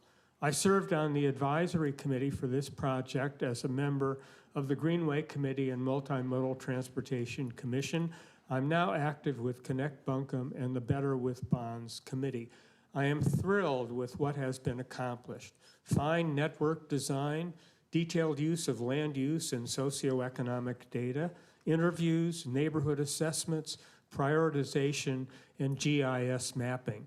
They created effective public engagement in a pandemic. I was pleased to see a commitment to social equity and inclusion, including communities of color. I like the reference to the Wilma Dykeman Riverway Master Plan by Riverlink as a visioning basis. Exciting now that we have the first segment of the Riverway in reality on both sides of the French Broad. We have to fill two major gaps to fulfill the Riverway. The first activates the Swannanoa River Greenway as our highest priority, including restoring its river and road connections. The second extends the rad tip, our pride, north along the west side of Riverside Drive to the new Woodfin Greenway and Blueway. We have named this central link the Wilma Dykeman Extension. Without it, there would be a gaping hole along the river. In planning, the master plan must come first, prior to funding and implementation. For each priority project, a feasibility study is needed, staging determined, partnerships arranged, and multi-source leveraged financing committed. What are the standouts of Asheville Greenways? Wilma Dykeman, Karen Craig Nolan, mountains, motion, all people, history, rest, rivers, trees, botany, social life of places, green, fauna, earth, growth, environment, smiles, strollers, beloved, connect, multimodal, welcoming, mix, health, bunkum, and joy of life. Please continue your good work. Thank you very much.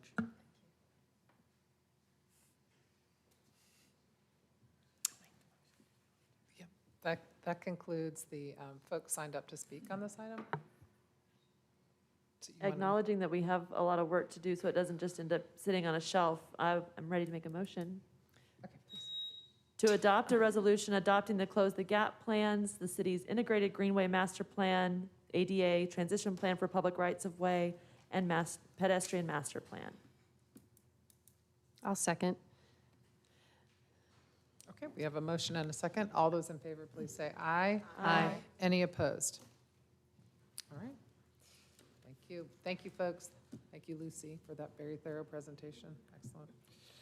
All right, we are moving on to our third public hearing item. It's a public hearing to consider amendments to sections 7-2-5, 7-8-1, and 7-17-5 of the Unified Development Ordinance to update definitions, table of uses, and to allow manufactured housing to be replaced with other manufactured housing after 6 months of vacancy. Sasha Brzezinski is here to talk to us. Thank you, Mayor, members of council, and members of the public. Yes, I'm here to present this Unified Development Ordinance amendment to you around manufactured housing. Here are our key takeaways. So this proposed amendment represents just an incremental change that addresses replacement of manufactured homes in existing manufactured home parks. It also includes a few other updates to bring our ordinance into line with new state statutes, including updated definitions, table of uses, and removes age of units from consideration. These revisions will help preserve some of the community's most affordable, deeply affordable housing units. Most deeply, excuse me. And we don't anticipate that any of these changes will really affect neighborhoods. So currently, our UDO language prevents the replacement of lawfully established manufactured homes, whether in a manufactured home park, if the park's in the overlay or not. So after 180 days, if a manufactured home is removed from a park, it can't be replaced. So we have parks where there are spots that could accommodate a home, but they're not allowed to be put back. And in almost every instance, these manufactured housing spaces have an address and utility services, but prevented just by zoning regulations. And as we all know, manufactured housing can represent some of the most affordable options in our community.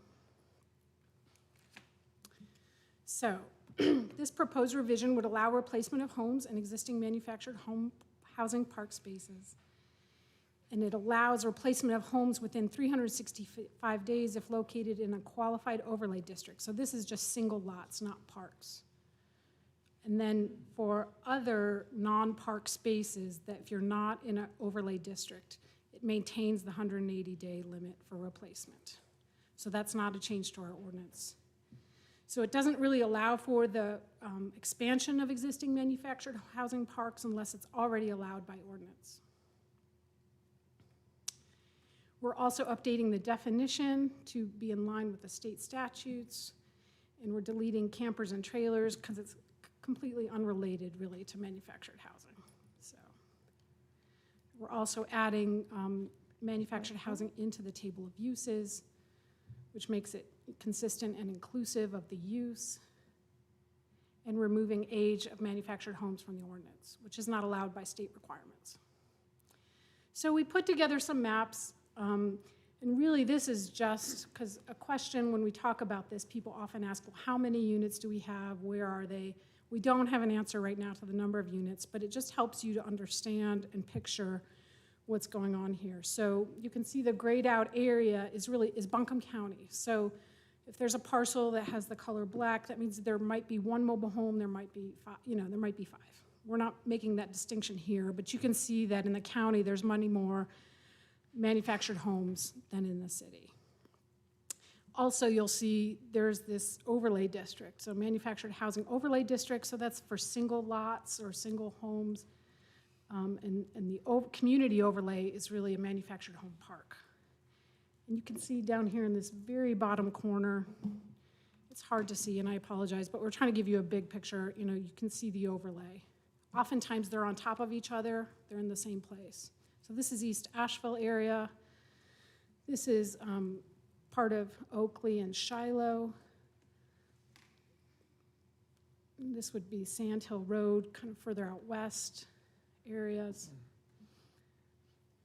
And then this is South Asheville. And again, in all of these areas, you can see that there's many more manufactured homes out in the county as opposed to the city. So here's an existing manufactured housing park. We just wanted to give you this visual so you can understand the main impact of this revision of the ordinance. So if somebody moved, some of these manufactured homes off their lots and waited more than 6 months, they couldn't be put back. So this is basically all we're, for the most part, talking about. So the Affordable Housing Advisory Committee reviewed this ordinance change in September and voted in favor of it. The Neighborhood Advisory Committee, saw the presentation and gave us positive feedback on it, and Planning and Zoning voted 6-1 in favor of it earlier this month. So staff is recommending approval of the proposed ordinance amendment that allows for replacement of manufactured homes where they previously existed, updates the definitions, and revises the table of uses. And these are just our key takeaways one more time, and I'm happy to take any questions. I just would like to ask you a question. Okay, and this is basically lots within the city limit, and you were saying that single owner lots, basically, because a lot of those properties that were actually, those manufactured homes were put in before the zoning. Are you saying that before the zoning regulations were? Because the zonings was already there. It's just that they were they were not allowed.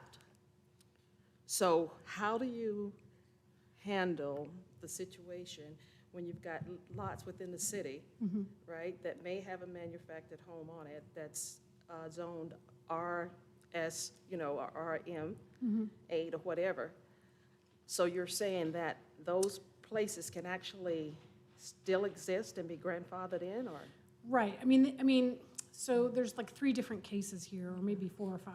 Okay. But there's parks, right? Yes. So that's the main change. Yeah. If someone takes their manufactured home off for more than 6 months, we can put one back, and we've kind of removing that time limitation. If you can show that there was one there, we're removing that time limitation.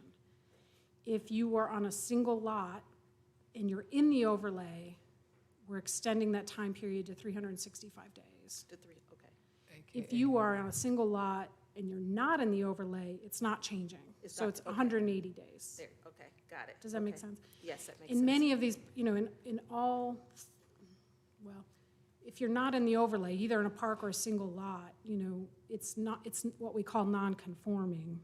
But there's no change as to that situation. Right. But under this proposal. Okay, got it. The other 2 scenarios are more lenient under this proposal. Right.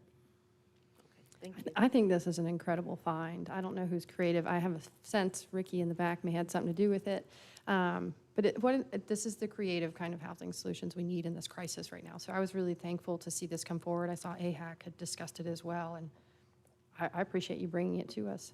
Absolutely. And there are some further revisions to the ordinance that we can do. Some are harder, but this was an easier, like an easy low-hanging fruit fix that we thought we could do easily. And a compassionate one, too. And one other question, Saskia.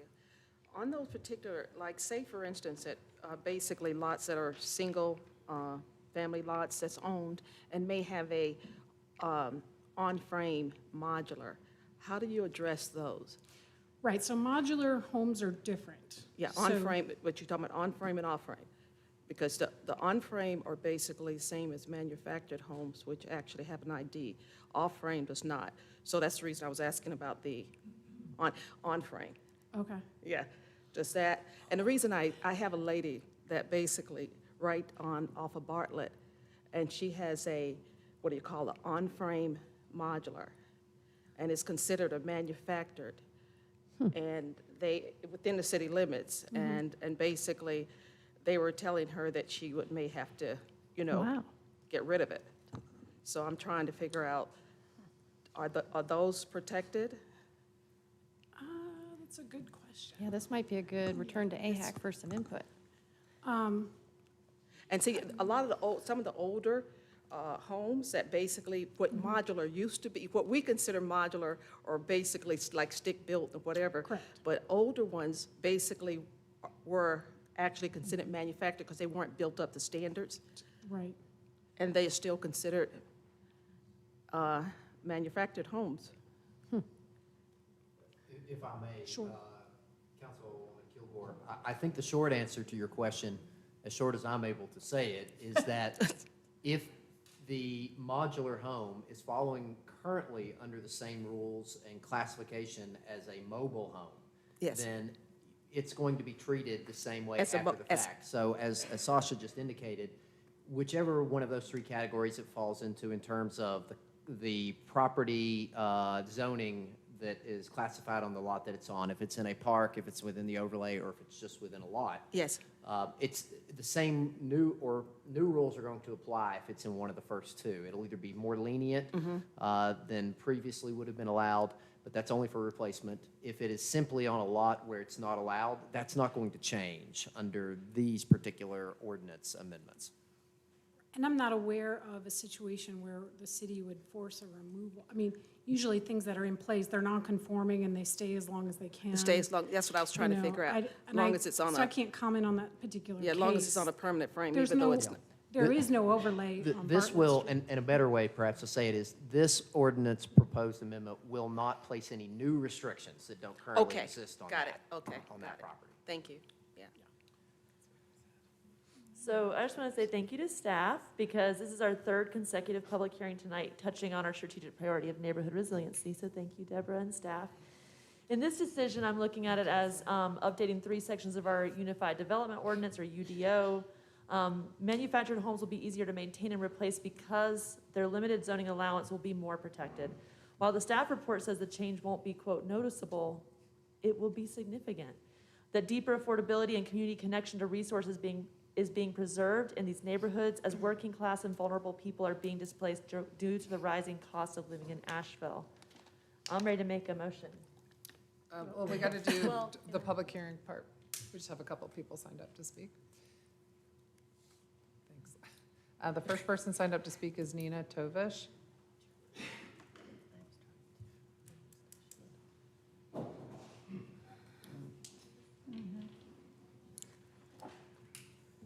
Thank you, Mayor and council members. I'm wondering if there's going to be a theme to my comments this evening, which is, this is great, and it's just the start. I'm really happy to see an updated approach to manufactured housing. In many cases now, modern manufactured housing is built to better standards than stick-built housing. It's more regulated, it's more controlled, it's more sturdy and longer lasting and better built in many cases. So in fact, this represents an opportunity to improve the least expensive kind of individual home availability to higher standard, because now these old, outdated, dilapidated, less well-built dwellings can be swapped out for something new and much better. So this is an awesome step in the right direction for a much-needed section of our housing stock. Once you all pass this, and I'm confident that you will, then city staff and you all can start addressing destigmatizing manufactured housing and finding ways to incorporate it into a broader segment of our housing stock throughout our city. There's no reason that this has to be a mark of shame and something that should be hidden away from the rest of our community. There's no reason that these dwellings have to be aesthetically distasteful. There's no reason why they should be considered ghettoized in any way by the persons who live in them or the people who are providing them. They are well built, if they're well situated, if they're well served by public infrastructure, we should be making way for more of them, and they are a key element in increasing the affordable housing stock in our city. Thank you for your attention this evening. Thank you. Alan Ramirez.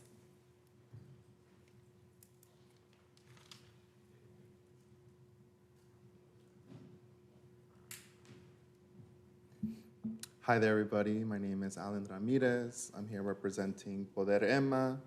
We are a community organization in the Emma and Irwin districts. I'm here with my neighbors to come and say thank you and to recognize the amendments that can happen today. We are a neighborhood where the majority of the members of our organization live in mobile home parks in our community. I came with my neighbors, like I said, to appreciate your consideration to amend the rules that put families living in mobile homes at risk and that erase mobile home parks in Asheville. I wanted to comment to recognize that the amendments to the development ordinance is a good step to continue protecting affordable housing, to protect mobile homes and mobile home parks as affordable housing. So thank you all so much for listening to me and for considering this amendment. Thank you. Thank you. That concludes the folks that have signed up to speak, so we're ready for the motion now. I move to approve the proposed wording amendments to Articles 2, 8, and 17 of the UDO and find that the proposed amendments are reasonable, are in the public interest, are consistent with the city's comprehensive plan, and meet the development needs of the community, and that the amendments will, 1, eliminate the attrition of manufactured homes and parks due to time limits, 2, allow manufactured home park owners to take advantage of existing infrastructure, and 3, promotes the availability of affordable and workforce housing by maximizing the opportunities for the location and maintenance of affordable housing units. We have a second? Sandra, second. All right, we have a motion and a second. All those in favor, please say aye. Aye. And any opposed? All right, thank you very much for coming down here tonight on this one. And we got a thumbs up back there. Yeah, special Great. thanks to Ricky Hurley in the back there. Thanks. For this next item, I need a motion to recuse me. One of my law partners is standing in for Wyatt Stevens, who often is representing Ingalls, but tonight he's not available. So if someone could make a motion to recuse me from this item, and then I'll hand it over to the vice mayor. I'll make a motion to recuse the mayor from the next item. I'll second. Oh, no. I'll second. We're all excited to see you go. Yeah, right. Maggie Sage made the motion and Gwen seconded it. All those in favor, please say aye. Aye. Any opposed? All right, and someone Enjoy dinner. knock on my door. And a Yeah. bathroom. All right, we'll hear a conditional zoning request for 848, 852, and 856 Hendersonville Road. Here to present is Will Palmquist. Thank you, Vice Mayor. Will Palmquist with Planning and Urban Design Department. I'll be presenting on this conditional zoning petition. As mentioned, this conditional zoning petition is for 3 properties located near 848 Hendersonville Road. You can see the existing zoning is a combination between the 3 properties that total 2.3 acres, currently zoned highway business and office. The applicant is requesting to rezone the entire site to highway business conditional zone. This application is unlike a lot of the conditional zonings where, due to the size of the project, a conditional zoning is required. This project is seeking a conditional zoning not only to be transparent with the plans that are being proposed for the site, but also to address some of the technical modifications that the project is not able to meet based on the highway business zoning. So the aerial imagery of the site, you can see that 2 of the 3 sites are vacant. The third property is a operating business, Colton Mattress Factory, where they produce and sell mattresses. The site has 2 side streets, Cornell and Forest Streets, and it's across the street is outside the city limits. The future land use of the site is urban corridor, and no change in that designation is required for what's being proposed. So this is the site plan being proposed.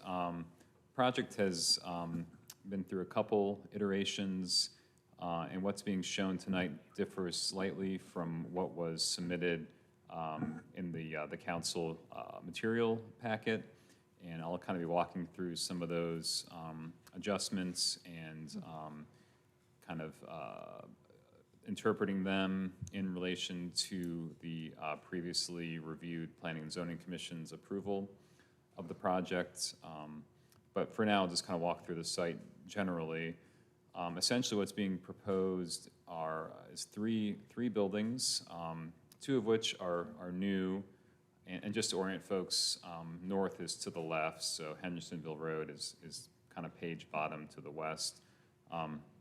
So 2 new buildings, one proposed at the corner of Hendersonville Road and Forest Street in the southwest corner of the site. A new building proposed on the eastern side of the site towards the rear of the property. And then previously proposed was a rebuilding of the existing Colton Mattress Factory business, and now the new proposal is to retain that building on site but expand it at the rear and at the front. Access to the site is via 2 driveways, one on Hendersonville Road and one on Forest Street, with a dumpster and loading access for the existing building off of Cornell Street. A total of should be now 83 total parking spaces are provided. New 5-foot wide sidewalks are proposed with varying planting strips, widths that I'll speak to momentarily. The project is compliant with the landscaping and open space standards, and then tree canopy preservation standards are met through a combination of on-site plantings and fee in lieu.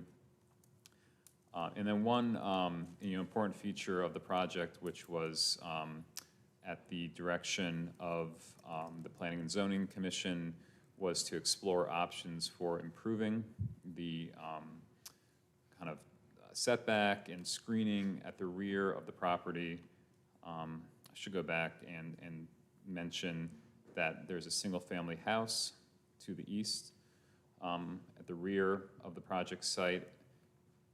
So the use is single family, the zoning is office. So typically the zoning code requires special buffering when a commercial zoning district is next to a residential zoning district, which is not the case here, but there is a single family use. So Planning and Zoning Commission recommended some adjustments, things like reducing the parking lot island widths, moving the buildings closer to Hendersonville Road, encroaching into that front setback more in order to provide more distance at the rear of the property. So the applicant has done that in response. They've also provided more screening with vegetation and trees that I'll speak to in a moment. And then in really the last few days, redesigned the project slightly more to be even closer to Hendersonville Road, so I'll just kind of speak to those changes briefly here. Essentially, and I apologize that this top bullet is incorrect, the square footage increases by about 1,500 square feet in total, so a relatively small amount. Essentially, the 848 Hendersonville Road Mattress Factory decreases slightly. I think those numbers are outdated. the 856 Hendersonville Road. The other building that's proposed along that roadway increases. And then the rear building, the longer one, remains unchanged.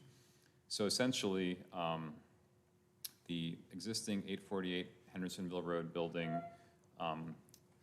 will have an addition at the rear at the basement level for more warehouse space, and we'll have an addition at the front on the main Hendersonville Road level for retail space. And that front yard setback from the road is proposed to decrease from 30 feet, which is the prior iteration, to 18 feet, where 35 feet is required in the district technically. And the side yard setback remains unchanged at 10 feet, which is consistent with the current siting of the building. And then likewise, the other building on Hendersonville Road that's proposed to be built is proposed to be enlarged and would be closer to the street as well to kind of match that street wall of the mattress factory building. And that setback would be about 20 feet from the old version, which was 30 feet from the roadway. Another change is that the loading area off of Cornell Street, which is located here, just to the east of the mattress factory building, is shifting about 20 feet towards the rear of the site to accommodate the larger basement level of that building. Other aspects of the project, like parking, landscaping, screening, and sidewalks, are pretty much unchanged. I think the only change in that is the number of parking spaces increases by 2, and then the landscaping shifts to accommodate the new site plan, but the total number of plantings pretty much remains the same and is compliant with the code. So I just wanted to help you understand some of those changes that happened in the last few days. As you can see from the landscaping plan, number of street trees, building impacts trees, parking lot vegetation is all shown here. Want to kind of focus on the rear of the site, which was a lot of the discussion at Planning and Zoning Commission, where the project is proposing to plant trees for their tree canopy preservation requirements, but will also screen the project from the rear towards the Shiloh community better. There's also along the property line of the property that is a single-family house, a proposed 6-foot-tall privacy fence in a row of arborvitae, which are a type of evergreen bush that grow very quickly, so that should provide extra screening there as well. And here are the kind of latest and greatest elevation drawings. This top set of drawings is the existing mattress factory building with the additions shown. So kind of the rear portion of the north elevation would be the expanded basement level, and then expanded retail on the front of that elevation. Essentially, the building kind of gets a facelift and is brought closer to the street. So I think aesthetically, the building would be improved, and for a lot of intents and purposes, look like a newer building.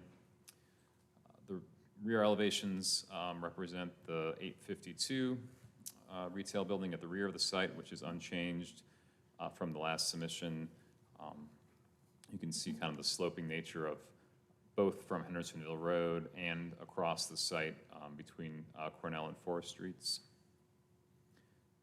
And then the retail building at 856 Hendersonville Road in the southwest corner of the site.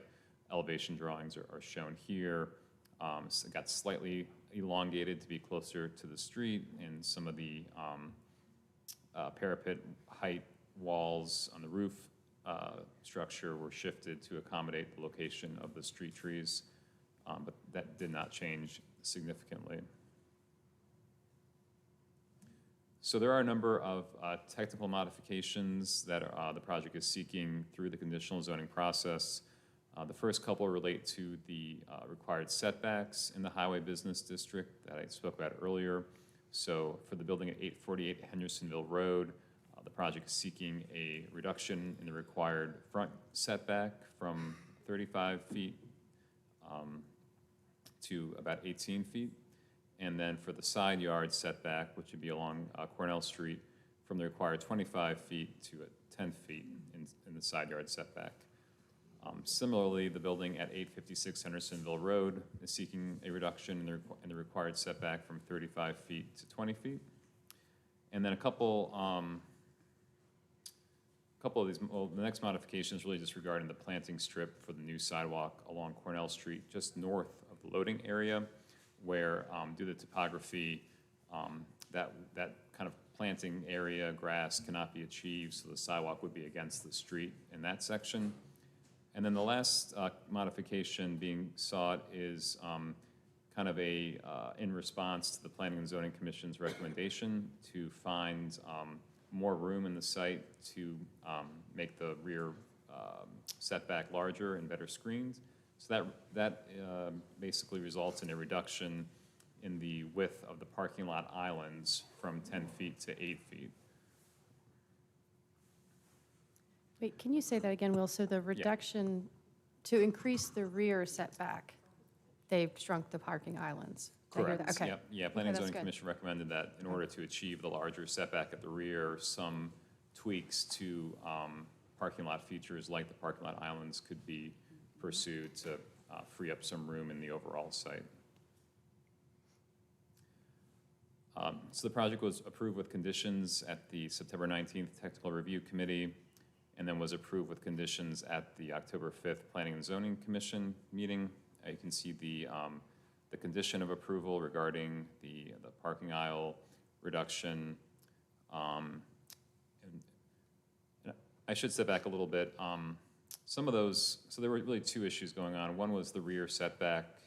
The other was the older version that was submitted to Planning and Zoning Commission had a reduced planting strip along Hendersonville Road for the new 5-foot wide sidewalk. And Planning and Zoning wanted to talk through with the applicant during the meeting about different ways that an entire 8-foot wide planting strip could be achieved along that corridor. So reducing the parking aisle area was also one way of achieving a consistent 8-foot wide planting strip along Hendersonville Road. So it kind of served two purposes, really. And then there were also the recommendation for the applicant to look at reducing setbacks and buffers in order to increase the rear buffer on the property. So that's where the project was originally proposed to be within that 35-foot front setback, and then the new versions encroach into that setback, partially as a result of this recommendation to increase the rear setback. So just to be clear, they did meet the P&Z condition?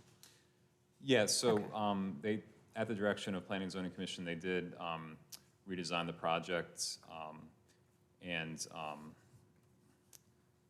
basically the further changes that have been made, which changed the scope of the project to include the retention of the existing mattress factory building and the additions on it, move the building even closer to the street. But that is something that Planning and Zoning Commission did not have an issue with. And some of that discussion even centered around the idea that having such a large setback in the front of the site is kind of an older type of zoning code where we like to see buildings closer to the street generally anyway. So that change in the design would be consistent with Planning and Zoning Commission's recommendation and discussion at that meeting. Pause, if you could, Will. Of course. I'm going to try framing this a little differently than last time, because I realize that what I'm getting ready to ask is not on you. I'm imagining that it's actually our Unified Development Ordinance that's getting in our way. Why does HB zoning only require 5-foot sidewalks? Do you know? Yeah, and some of that is actually standards in the standard specification and design manual, where it talks about, the UDO defers to that document, just to be clear, and that document lays out the 5-foot wide sidewalks, and that is something that could be looked at. Okay. Good. I'm just thinking about earlier today, we just talked about mobility and accessibility and partners needed for our sidewalks and our ADA compliance, and here we are, and I'm like, oh, only 5 feet. Right. So if this were to go back to another review process, is it possible that we might be able to have a conversation about what more we could expect to make this fit with the needs of the community? Yeah, I would, some of those details, I would defer to the applicant about their ability to provide a water sidewalk. So they're here tonight as well, and that might be something that they would consider. I won't speak for them on that regard. The project does meet the requirements of the sidewalk, except for the planting strip on one portion of Cornell Street. And I know some of the implementation steps of the GAP plan would revolve around and include updating the standard and specification design manual. So that, having an updated requirements for sidewalks and other features for private development could be an outcome following the adoption of that plan earlier. So it could be one way to achieve it too going forward. Thank you so much. You're welcome. Just one little quick question. Sure. When I'm looking at the site plan, it's all these setback changes, because it's almost Correct. like, because they own all of these parcels, this side setback is kind of irrelevant, because they're adjacent to roads, right? I mean, like, normally we do the setback so that you have two buildings adjacent to each other and they're set back from each other, but we're setting back from a road? Yeah, on a side street. Yeah. Yet staff has no issue with those reductions of the side Yeah. setbacks. I think since it's the another impacts- example of our outdated Right, code, is what I'm yeah. getting at. Highway Yeah. business is very antiquated in that regard. They have these large setbacks in small buildings and lots of parking. And what you see is what you get in a lot of those stretches of Hendersonville Road. So Yeah. I think things that maybe don't necessarily perpetuate the same development style in that area is not a bad thing, for sure. Any more questions? All right, any more? You go ahead. Are you- No, I was asking council if they had any more Oh, okay. questions for you. There might be more. So, but this is let me get back to the land use map. So many slides. So this is urban corridor, not urban center. That's But correct. this reminds me of an Ingalls project, right? Mhm. I don't know if Ingalls is the owner here, but, so this isn't, but they're adjacent to that. They're adjacent to an urban center designation in the city's comprehensive plan. And the property just to the south of this site, across Forest Street, is designated urban center in the future land use.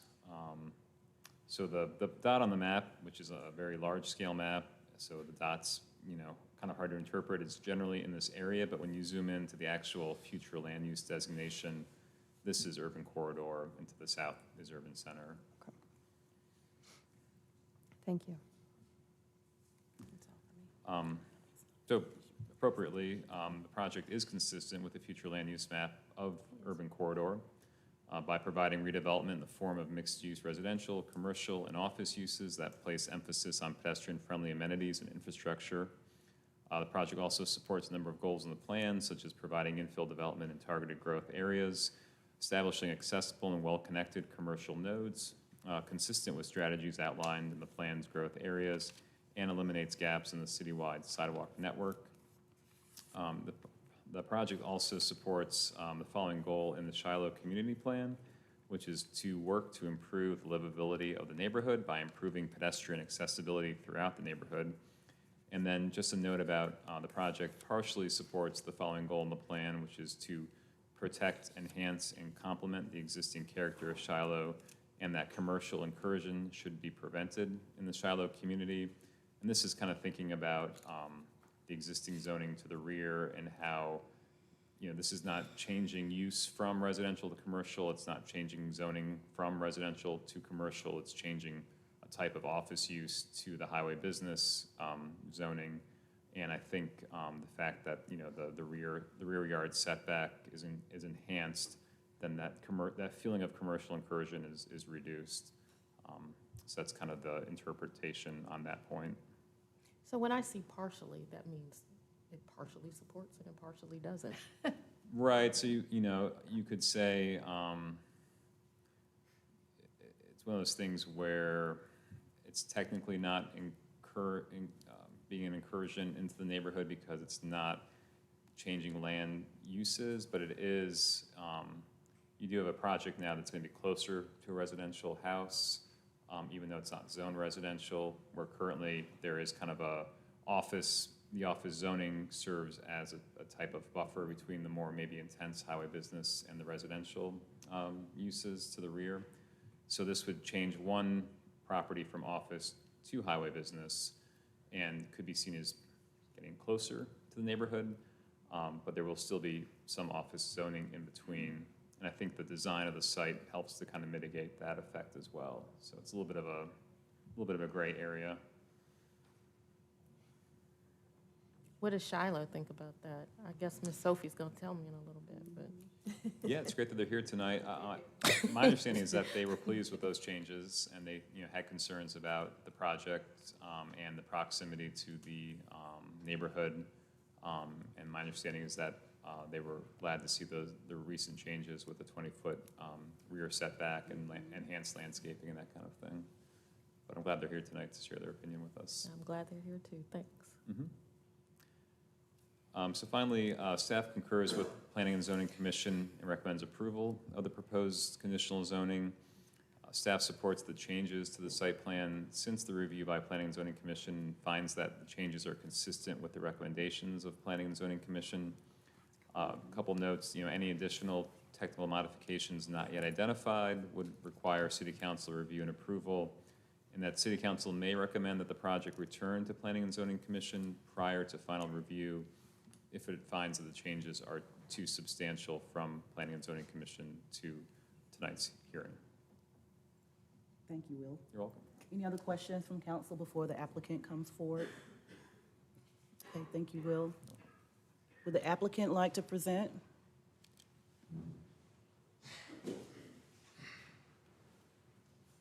Good evening. My name is Craig Justice. I'm with the Van Winkle Law Firm. I'm the reason that Esther got kicked out.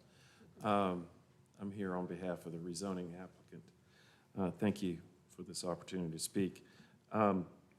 This is and I'm standing in for Wyatt Stevens. This is a process that has worked, we feel like, because when we came in front of Planning and Zoning Commission, the original plan had proposed a 10-foot buffer in the rear. You may have heard, of course, that the current zoning of the property doesn't require any buffering at all between highway business and office. This property is surrounded by highway business or office. We had come to P&Z with showing a buffer. The result of that was from dialogue that we had with some of the neighbors asking for a buffer. We had two folks speak at P&Z and they said we would like for more buffer. The chairman of the P&Z was very helpful and thought out of the box and said, well, if you could move buildings closer to the road and do various other things and moving things around, I hope we can generate more of a buffer. And so that's what we did. We took what P&Z ultimately directed us to do. We moved the buildings closer to Hendersonville Road, and we were able to generate double the buffer than was originally shown. That's how the process should work, and we believe that the changes that we have made are consistent with what P&Z asked us to do. Ultimately, we feel like this is a very positive project because it hits a number of the goals that you have in your comprehensive land use plan, including infill development. This is a retail project that would be close proximity to residential to allow for pedestrian mobility. And we are improving the sidewalk that is 30 years old in front of this piece of property. So we think we hit all the right buttons. We would very much appreciate your support. And if you have any technical corrections, we do have a couple folks back there that can help with that. Thank you very much. Any questions from council? Nope. Okay. I'll now open the public hearing. We have two individuals signed up to speak. First, we have Ms. Sophie Dixon.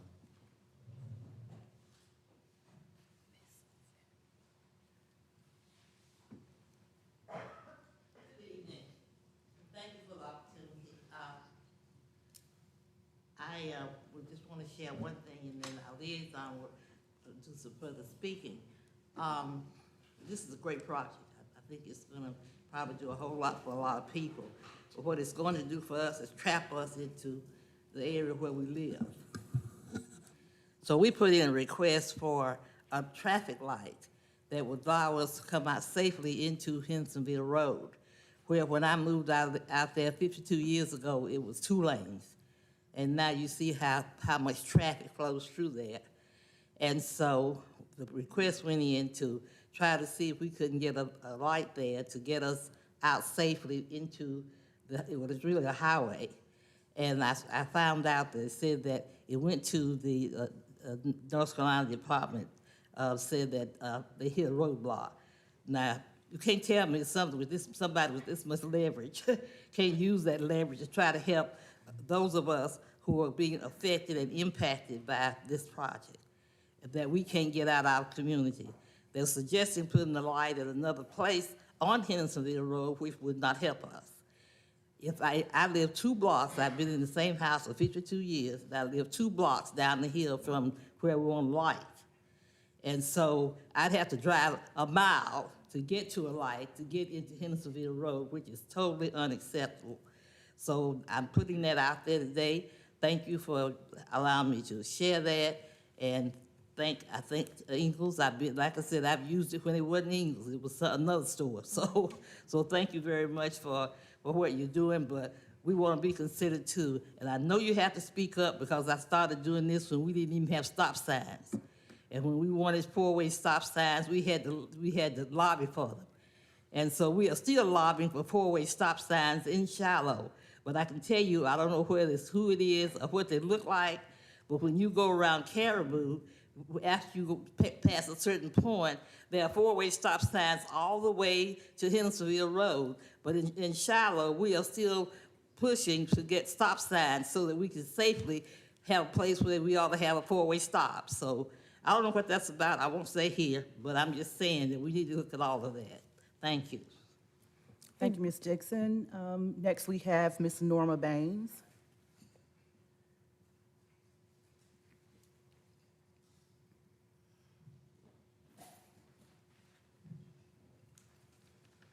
To the Vice Mayor Smith, and also to the council, thank you for this opportunity to speak on behalf of Shiloh. I'm the liaison for the Shiloh Community Association. And of course, we've been working closely with Ingles on their project to make sure that the residents are satisfied and all people around are satisfied with what's going on. We talked about the trees, the resident wanted tree canopy, and also at first we talked about stormwater because we were concerned about the building that they're going to renovate.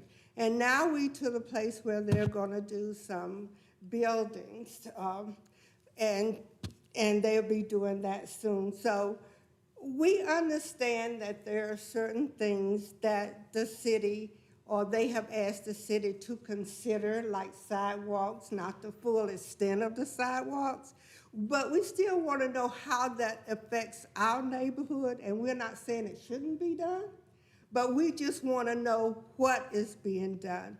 One of the things that we have asked all the developers to come to the Shiloh Community Association and let us know what development you're planning to do in our neighborhood. And sometimes this happens and sometimes it doesn't. And so we have to go back and say, please come. If you make any changes, please come and let us know.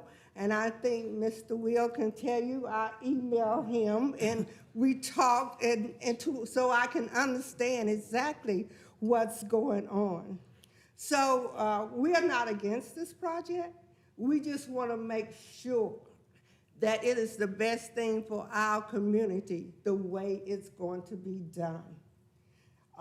One thing I would like to say on behalf of Walton Street Park, I am so excited about that.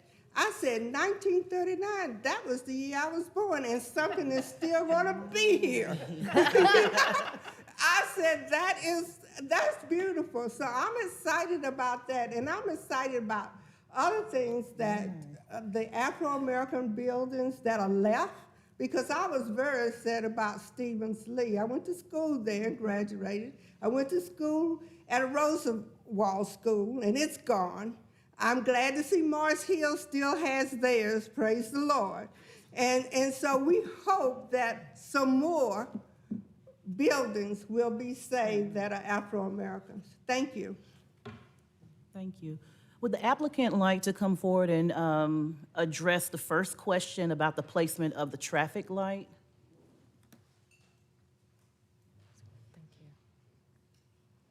Thank you, Madam Vice Mayor.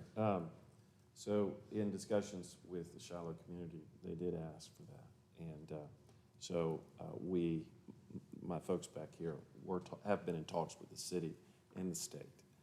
And ultimately, the paperwork and the studies, they're ongoing, will be filed with the state to ask for a stoplight there. It is a state decision. There's a certain amount of traffic that has to be generated in order to warrant a stoplight. Not every place can get one, so it's a state decision. But at their request, and because we think it's a good idea, we are submitting the information to at least ask the question. Ironically, when apparently the last time it went around to ask for a stoplight there wasn't enough traffic in order to justify a stoplight. Having this property developed so it would generate traffic helps to have a stoplight. Where's the placement? Jeffers or something? Where would be Jeffers? Okay. So we are applying for that. I've heard in the past that this community is really great at petitioning, I will say that. But I've heard in the past that you can actually petition NCDOT for traffic lights and changes, and I've been trying to find out where you can send those signatures, but if we can find out, we'll get it to you, because I think the residents could really act on that. So if this were to go back to planning for another review with all the changes that have been made, and we might see future traffic projections because of this development, we could also see what that petition looks like or application looks like for a light? We're respectfully asking, please do not send us back. We had a lot of dialogue with the P&Z directing us to move the pieces around the way they thought it would be helpful, and ultimately we did all that, as your staff said. There's really no reason to go back to P&Z. And so we respectfully ask for not that extra level, because it's not necessary. I agree. I'm willing to make a motion if we're ready. Thank you. Let me close the public hearing.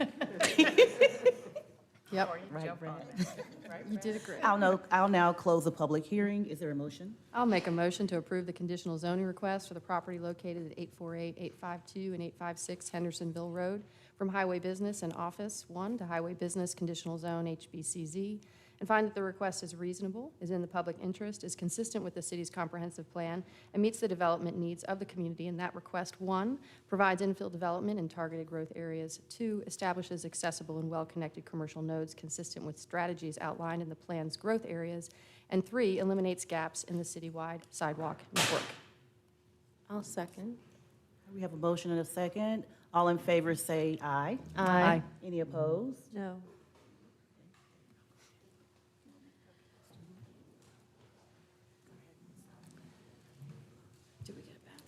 Okay, we just finished all of our public hearings. We'll now move to new business. We have a resolution to allocate $6 million of the remaining 2016 Affordable Housing Bond funds to the Housing Trust Fund. And here to present that is, I believe, Sasha?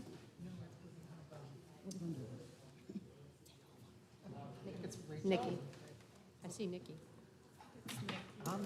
Oh, Sasha, you're right. Yeah. Sorry. Are you expecting someone else? Nope, we're expecting you.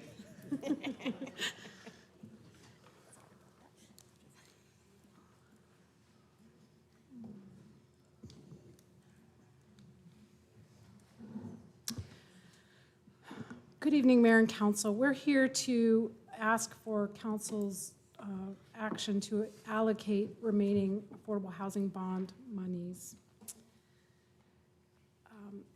So in 2016, the voters approved $25 million affordable housing bond. And to date, we have spent approximately $18.5 million of those funds. And with those funds, we have acquired 32.5 acres of land. Approximately 403 units have been produced, and another 197 are in the pipeline, which adds up to about 600 units total. And as a part of this whole package, the Housing Trust Fund has been a really successful tool in leveraging our affordable housing bond funding. So we are proposing to use the remaining bond funds, which is $6.5 million, for planning and pre-development as well as Housing Trust Fund related projects. So this recommendation was unanimously supported by the Housing Community Development Committee. We will be coming back to City Council in December with some revisions to the Housing Trust Fund policy, and can also further talk about the uses of that $6 million. So some of the lessons learned include investing in capacity building for new nonprofit organizations takes time to pay off. Policies need to be in place to guide decision-making prior to program creation or implementation. And again, the Housing Trust Fund has been a great tool for success. This is just, to illustrate how the $5 million of the Housing Trust Fund, the affordable housing bond monies, $5 million was allocated to the Housing Trust Fund, and this is how it was spent. So this is kind of that breakdown of the 193 units or so. And this is a variety of projects. And I know we've given this presentation to HCD, and maybe, I'm not sure, Finance, if we went into this level of detail with you all, but Amaranth Apartments is a tax credit project, 100% affordable. 360 Hilliard, city-owned land. A percentage is affordable for 50 years. Swananoa Bend, another 70 units, not a tax credit project, private developer being done. And Habitat Scattered Site Homes, so home ownership. And then Homeward Bound's 11 units. So serving different populations, different places, different tools being used. So the current status of the Housing Trust Fund, and this is not including any bond dollars. At the beginning of August, we had approximately $3 million available to lend out. Council allocated $850,000 to Restaurant Corps, and I can tell you now that closing just happened yesterday, so that's been purchased, so that's great. Council also allocated $1.5 million to Laurelwood Apartments in September, and at your next meeting, we will have the official rescinding of the original loan for Restaurant Corps. So that adds back in another $1 million. So we have about approximately $1.65 million for the Housing Trust Fund. Switching gears to the bond funds, this is how the bond funds have been spent. We had allocated outlined these 5 buckets back in 2017 for how it would be spent. So the Housing Trust Fund was $5 million, and that's all been spent. Land banking, $3 million. Sasha, that was the previous slide you just to tie that together. Correct. Okay. Thank you. Yeah. Yes. Land banking, $3 million. The Asheville Buncombe Community Land Trust, $1 million in city-owned land. We had much more money allocated to that. And so I know some questions have come up about why is there this leftover money, and that's where that money is. We had thought that we were going to be able to relocate some of our public works facilities, maybe not right away, but looking at gaining back some of that Charlotte Street land and building in some housing there. But it's incredibly expensive to move that facility. But just to be clear, so this means acquisition of land. No. Oh, this was for the Charlotte Street. So city-owned land was a big pot of money. It included 319 Biltmore, which we did acquire. So it's a mix of projects. So we did buy that. We did So buy. is that, I'm just trying to understand, is that the money, that was about $5 million or so, is that in that $8 million? Yes. Okay. What else is in We that also $8 million? acquired, we also acquired land off of Oak Hill Road. There's, we did a bunch of due diligence with 319. There's a number of things in that $8 million. So, but in other words, it's money spent in pursuit of land acquisition. Or development of a housing on city-owned land that we already own. So Okay. it also included some studies of land we already do own. So it didn't have to, not necessarily everything is something we had to acquire. Okay. And so, like an example would be when we did site improvements on the Matthews Ford site to create a second Would be in addition egress to the purchase for- price. Right, that would be in there. Correct. And, we did a study of land we have in the River Arts District. So do we want to just, for clarity, maybe we want to give that more robust description? Like, 'Cause would the it be land acquisition and land development expenses on city-owned land or something? Yes. And I've gotten at this question a little bit too, like, why is this so much left over? And I think, it's just, maybe even that original table, which was that 15 million to city-owned land. I think that's what the public is missing. They don't remember what it Right. is we originally did, and we're Right. not showing it. So, The idea was that the Public Works would be relocated, was one of the reasons it was earmarked, and there would be a cost associated with buying land to replace it, so that would free that up for development. Correct. we also didn't know. We were still exploring what we might do with some city-owned land. I think, we set that, it was 15 million right before even the big studies were done, which showed us the subsidy for each of the various sites. Yeah. Yeah. Like the, And then, in this past summer, City Council allocated 1.465 of bond funds to Deaverview. So that's where we get our balance of available affordable housing trust funds. I will say, and I should say, that one of the buckets, the fifth bucket here, was also a down payment assistance program, which I think we all know about. Maybe the public doesn't know, but that was approximately $1 million projected expense. So our recommendation for the remaining 6.5 million is to reserve approximately $500,000 for planning and pre-development activities on city-owned land, and then allocate $6 million to the Housing Trust Fund. So as I said earlier, we'll be coming back to you in December, at your December meeting, to talk about some policy revisions to the Housing Trust Fund, and potentially adding guidelines for land acquisition. We actually have some in our policy. But including provisions, there were some ideas that came from the Housing and Community Development Committee around, could we set aside some funding for land acquisition in formerly urban renewal properties? So that's not city-owned property, that's privately held property that's in urban renewal areas, or it could be city-owned property that somebody wants to develop that we're working with in partnership. We will be aligning our funding cycle with Buncombe County.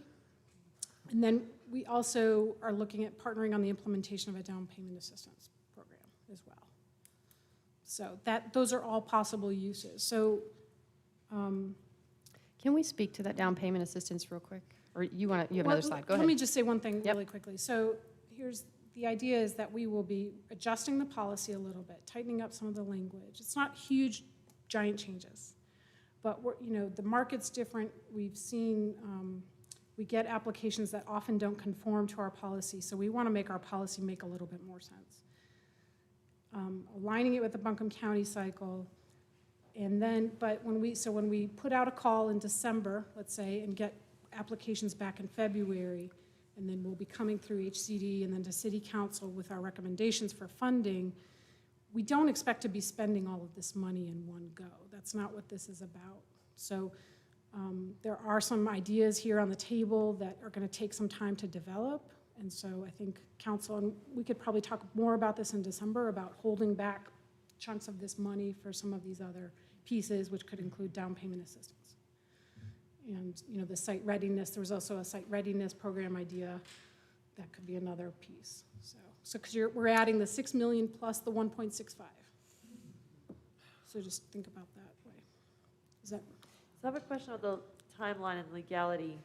By allocating this to the Housing Trust Fund, that gives us more time than the 2023 deadline. Yes.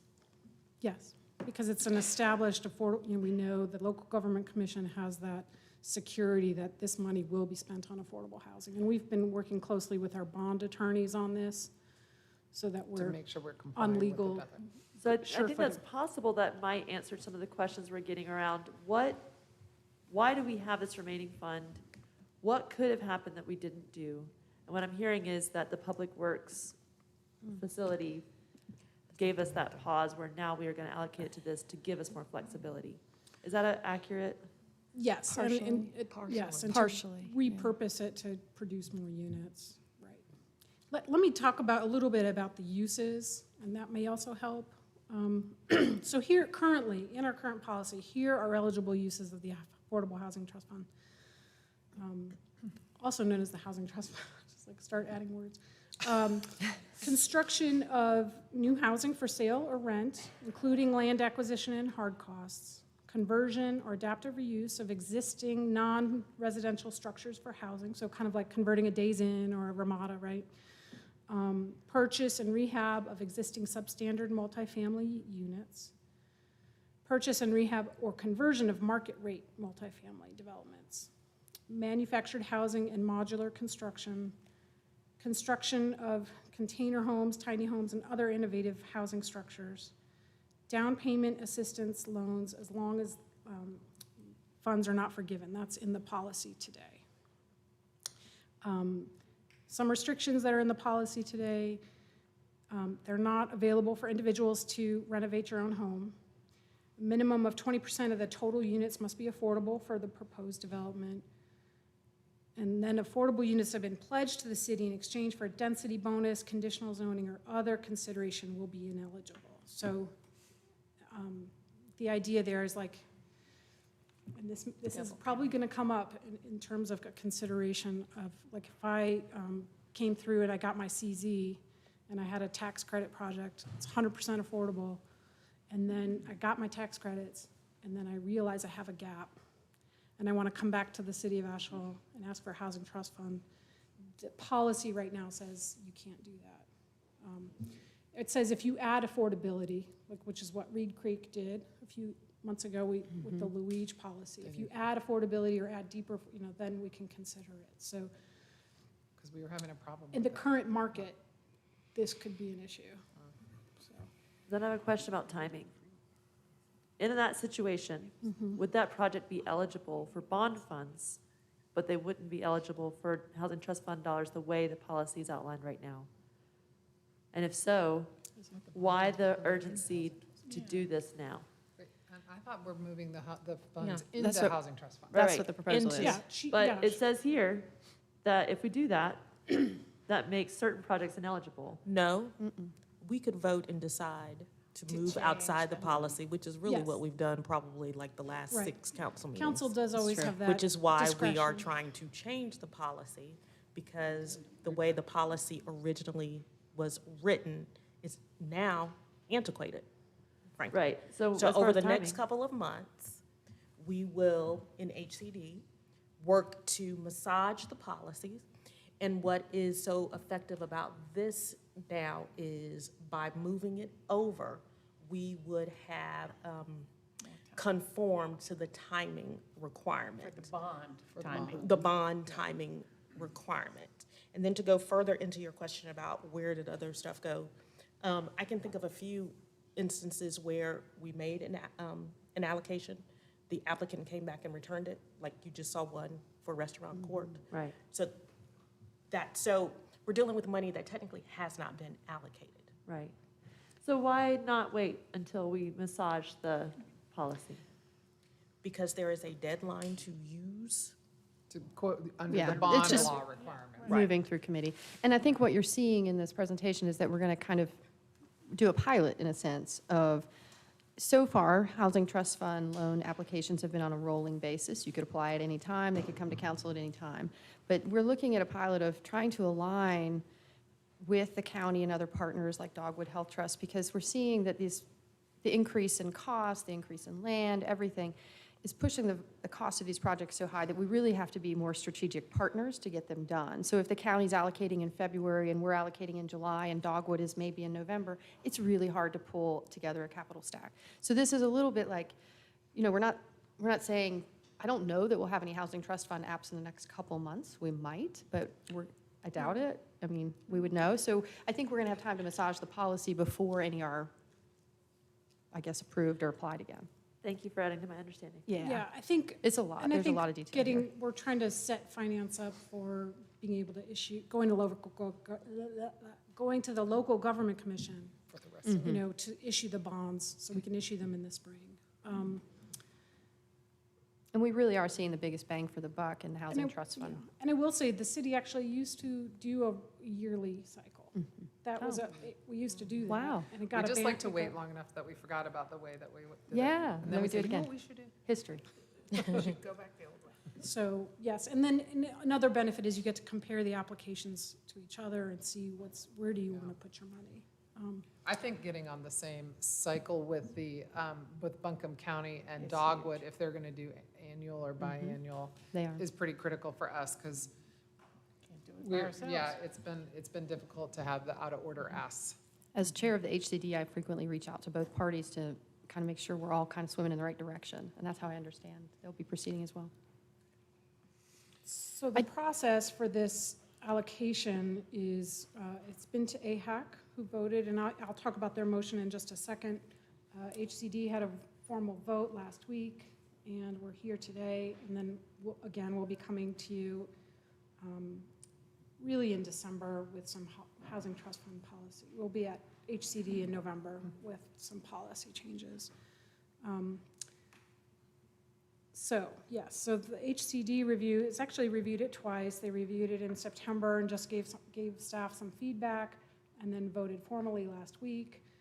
They expressed interest in using a portion of the bond funds for site readiness program, that's about kind of pre-development, the costs that we consider them soft costs, and they're not allowed currently by Housing Trust Fund.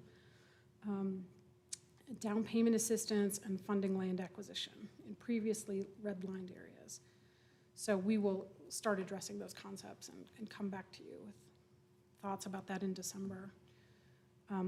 AHAC was asked by HCD to review it, and they endorsed it.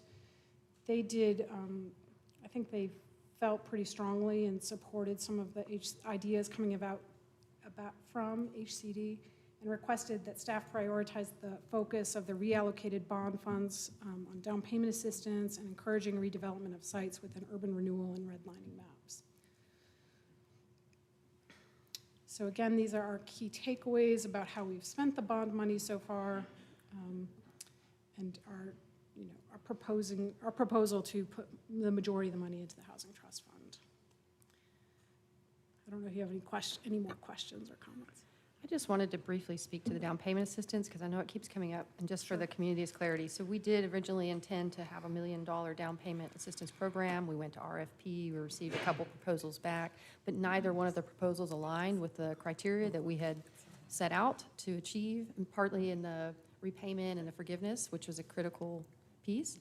So it kind of just fell flat. So we don't want to abandon it necessarily, so we're not saying that's happening here, but we are giving the opportunity for the down payment assistance to still be something that we work on or pledge towards as a future in the next couple months. It's not disappearing, I guess is what I want to say. And then if you just saw the documents, it would seem like it might have been gone. Correct. Yeah, thank you.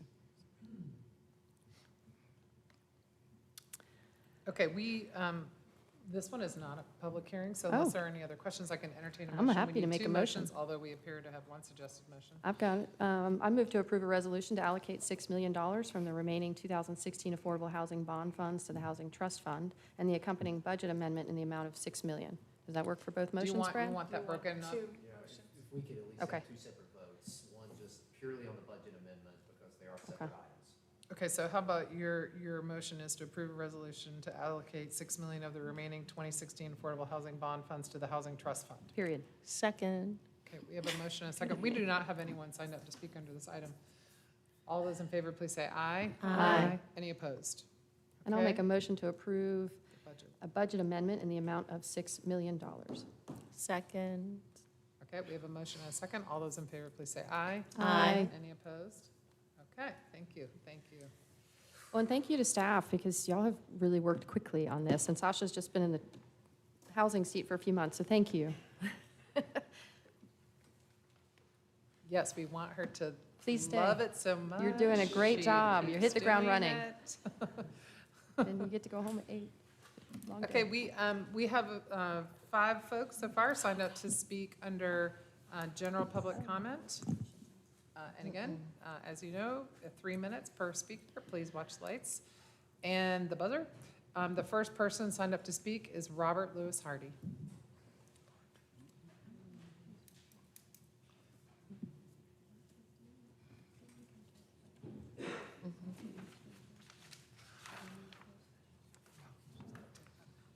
Just 1 minute, she'll take this down off the screen. Thank you. Lastly here, don't want to take too long here, just a reminder that everything that I'm about to say has already been given to you in paperwork, some of it your own decisions. So therefore, I invoke Matthew 23:31 in reference to that. It seems that we're kicking the can down the road. The more things change, the more they appear to remain the same. A comment I didn't sign up for because I was unsure as to what it was referring to, but there was a close the gap. And you don't have to answer, but there's some of you up there that graduated from what is now called Asheville High School. And you profess to be about the people and speaking for people who can't speak for themselves. Now, in reference to that close the gap, I pose one question.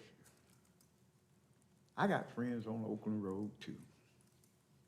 Some of them we don't see eye to eye, but they're still my friends, and I know they don't want to give up their land. Wintertime is about to come, rain is about to come, so when are the children gonna stop having to walk in somebody's mushy, muddy, wet yard, and where's a sidewalk going up to Asheville High? Asheville High graduates. All right, so that's my point on that. The other point is that I sent by registered mail a letter, and it wasn't meant to be nice because it was meant to be truthful. And I can understand you didn't want to respond. To respond would be really political suicide. I didn't mean for it to be political, or else on April the 1st, when I had it notarized, I would start putting it out in the public then. But since I sent it by registered mail and sent my money, and some letters I sent, I was told weren't received till later, I'm gonna hand it to you again because I'm gonna spread my wings in a minute. And I'll make it public. And we won't have to worry about that no more. Also, the letters to Vice Mayor and Councilman Mosley, I never had a response about recognizing Shirley Hemphill. I might as well add at this particular time, you might as well recognize Eugene Hammonds as being the longest tenured coach in Asheville, just so happened to be he's African-American as well. Also a reminder that suicides for adolescents and everything is going up in the crime rate. So I'm going to allow you to share the seeds of deprivation, anguish, and anxiety bear strange and bloody fruit. And the rest of it you can read for yourself. I won't consider that. Thank you. And do be blessed. And as Whitney Houston said, I ain't got nothing but love for you. And Tupac said, I ain't mad at you. I think that's the first time Whitney Houston's been quoted here. Thank you. Nina Tovish.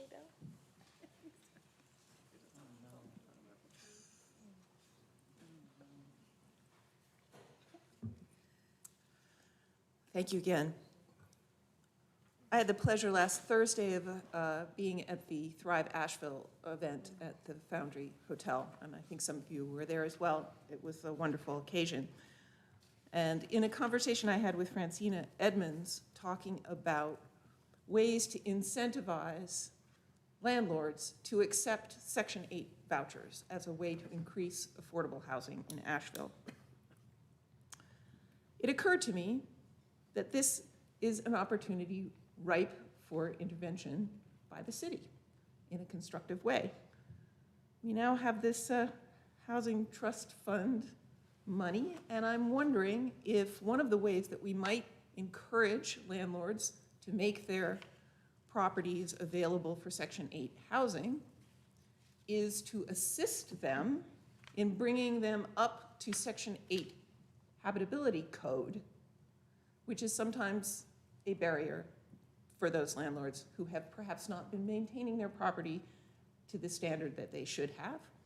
This would give us an opportunity to invest in existing housing stock, bringing it up to a better level, with the proviso that those landlords then be willing to accept Section 8 vouchers. This seems like a win for everybody. More people get Section 8 housing. We know there's a long list of people whose vouchers expire before they're able to use them because landlords won't accept them. We get improved housing stock, which is better for everybody, and landlords get tenants that are paid automatically every month with them not having to worry about that flow of income. Seems like a win for everybody. I offer this to you as a prospective use for housing trust funds. Thank you for your time. Thank you. Jonathan Wainscott? Bingo! Wait. This is where you are supposed to say not an election, which would be a really neat thing to say.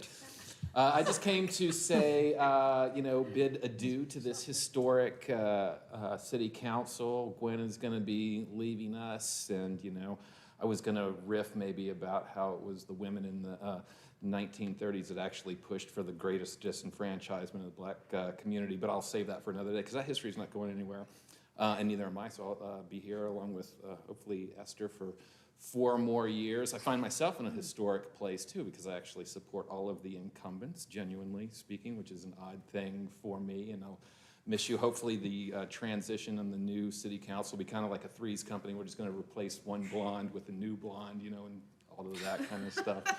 I was, what? That was good enough. I'm a natural born blonde, so I get to make fun of blonde people as well. Mine's natural too. Yeah, not anymore.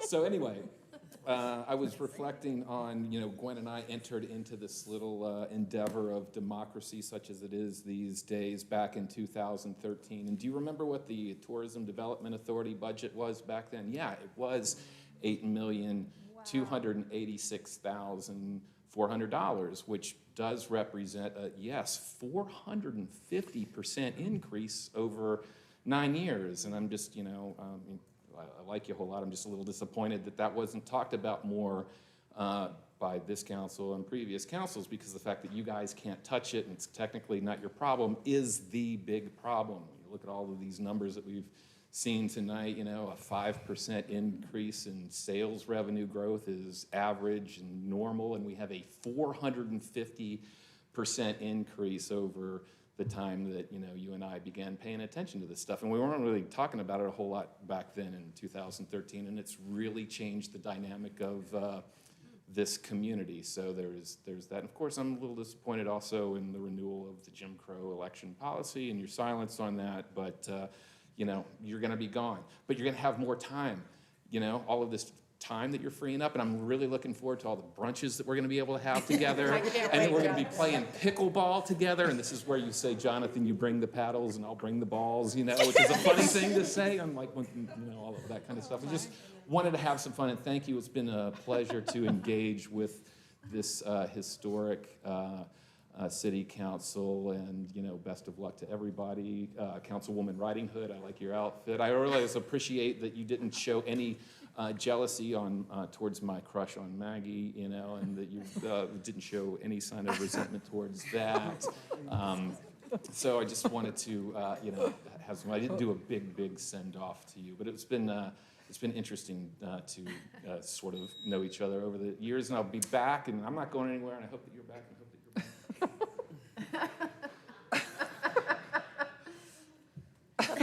I have one more meeting, Jonathan. Oh, you have one more chance. Jonathan. Oh, yeah, that's true. Don't tell him.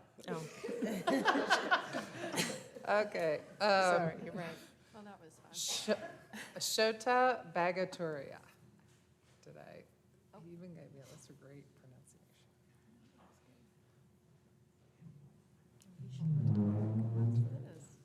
Hi, my name is Shota Bagatoria. I'm from Georgia, Europe, and I've been in the U.S. since 2003.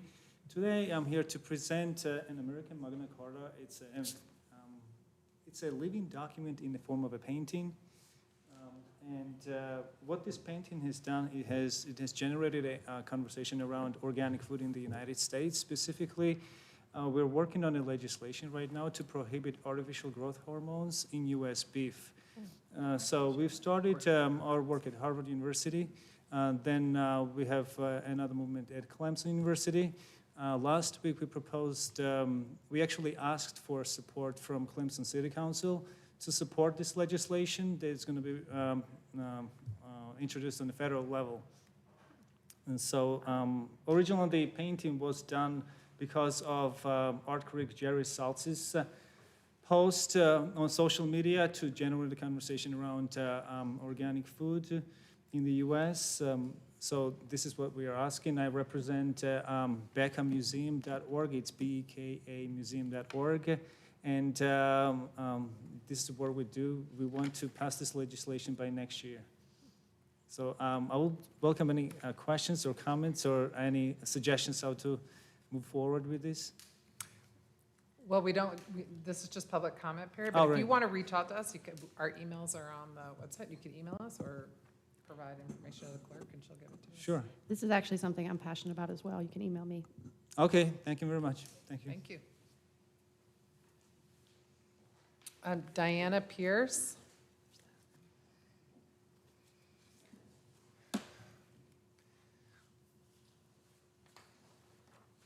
Good news is I'm the last speaker of the evening, right? So Diana Pierce, D. On behalf of the Asheville Pickleball Association, we want to say that we're grateful to City Council for our support, for your support of our ask for dedicated pickleball courts. And we feel that Parks and Recreation is soon to come to a decision on this topic. While dedicated courts have always been our #1 request, we're concerned that this decision is leaning towards a reduction in overall access to pickleball courts for our community. For example, if Murphy Oakley Park becomes a dedicated pickleball facility, then we are decreasing the total number of courts across the community from currently 12 to only 8. And it appears that the tennis community is not interested in giving us other shared space. So we are asking that the council and leadership discuss this with Parks and Recreation prior to the final decision and allow us to share a few other multi-purpose courts so that we do not lose further space, especially with the information that we shared with Parks and Recreation that tennis has access to 31 additional tennis courts throughout the county that they can use at local schools. And these courts are not lined for pickleball. If not, we believe that our community, if we're given just Murphy Oakley space, that our community will already have outgrown that space if it's given to us. So thank you, and we'd appreciate your support on this. Thank you, and that does wrap up our speakers for this evening. Pickleball, we're in the New York Times now this week. You're definitely effective in the messaging. So, very exciting. We have a closed session, and we are going to hear the motion. I move to go into closed session to prevent disclosure of information that is privileged and confidential pursuant to the laws of North Carolina or not considered a public record within the meaning of Chapter 132 of the General Statutes. The statutory authorization is contained in North Carolina General Statute 143-318.11A1. The law that makes the information privileged and confidential is North Carolina General Statute 143-318.10E. Second, I move that the Asheville City Council go into closed session to consider the qualifications, competence, performance, character, fitness, conditions of appointment, or conditions of initial employment of an individual public officer or employee or prospective public officer or employee. The statutory authorization is contained in North Carolina General Statute 143-318.11A6. Second. All right, we have a motion and a second. All those in favor, please say aye. Aye. Any opposed? And we will adjourn from the closed session. Ooh, somebody.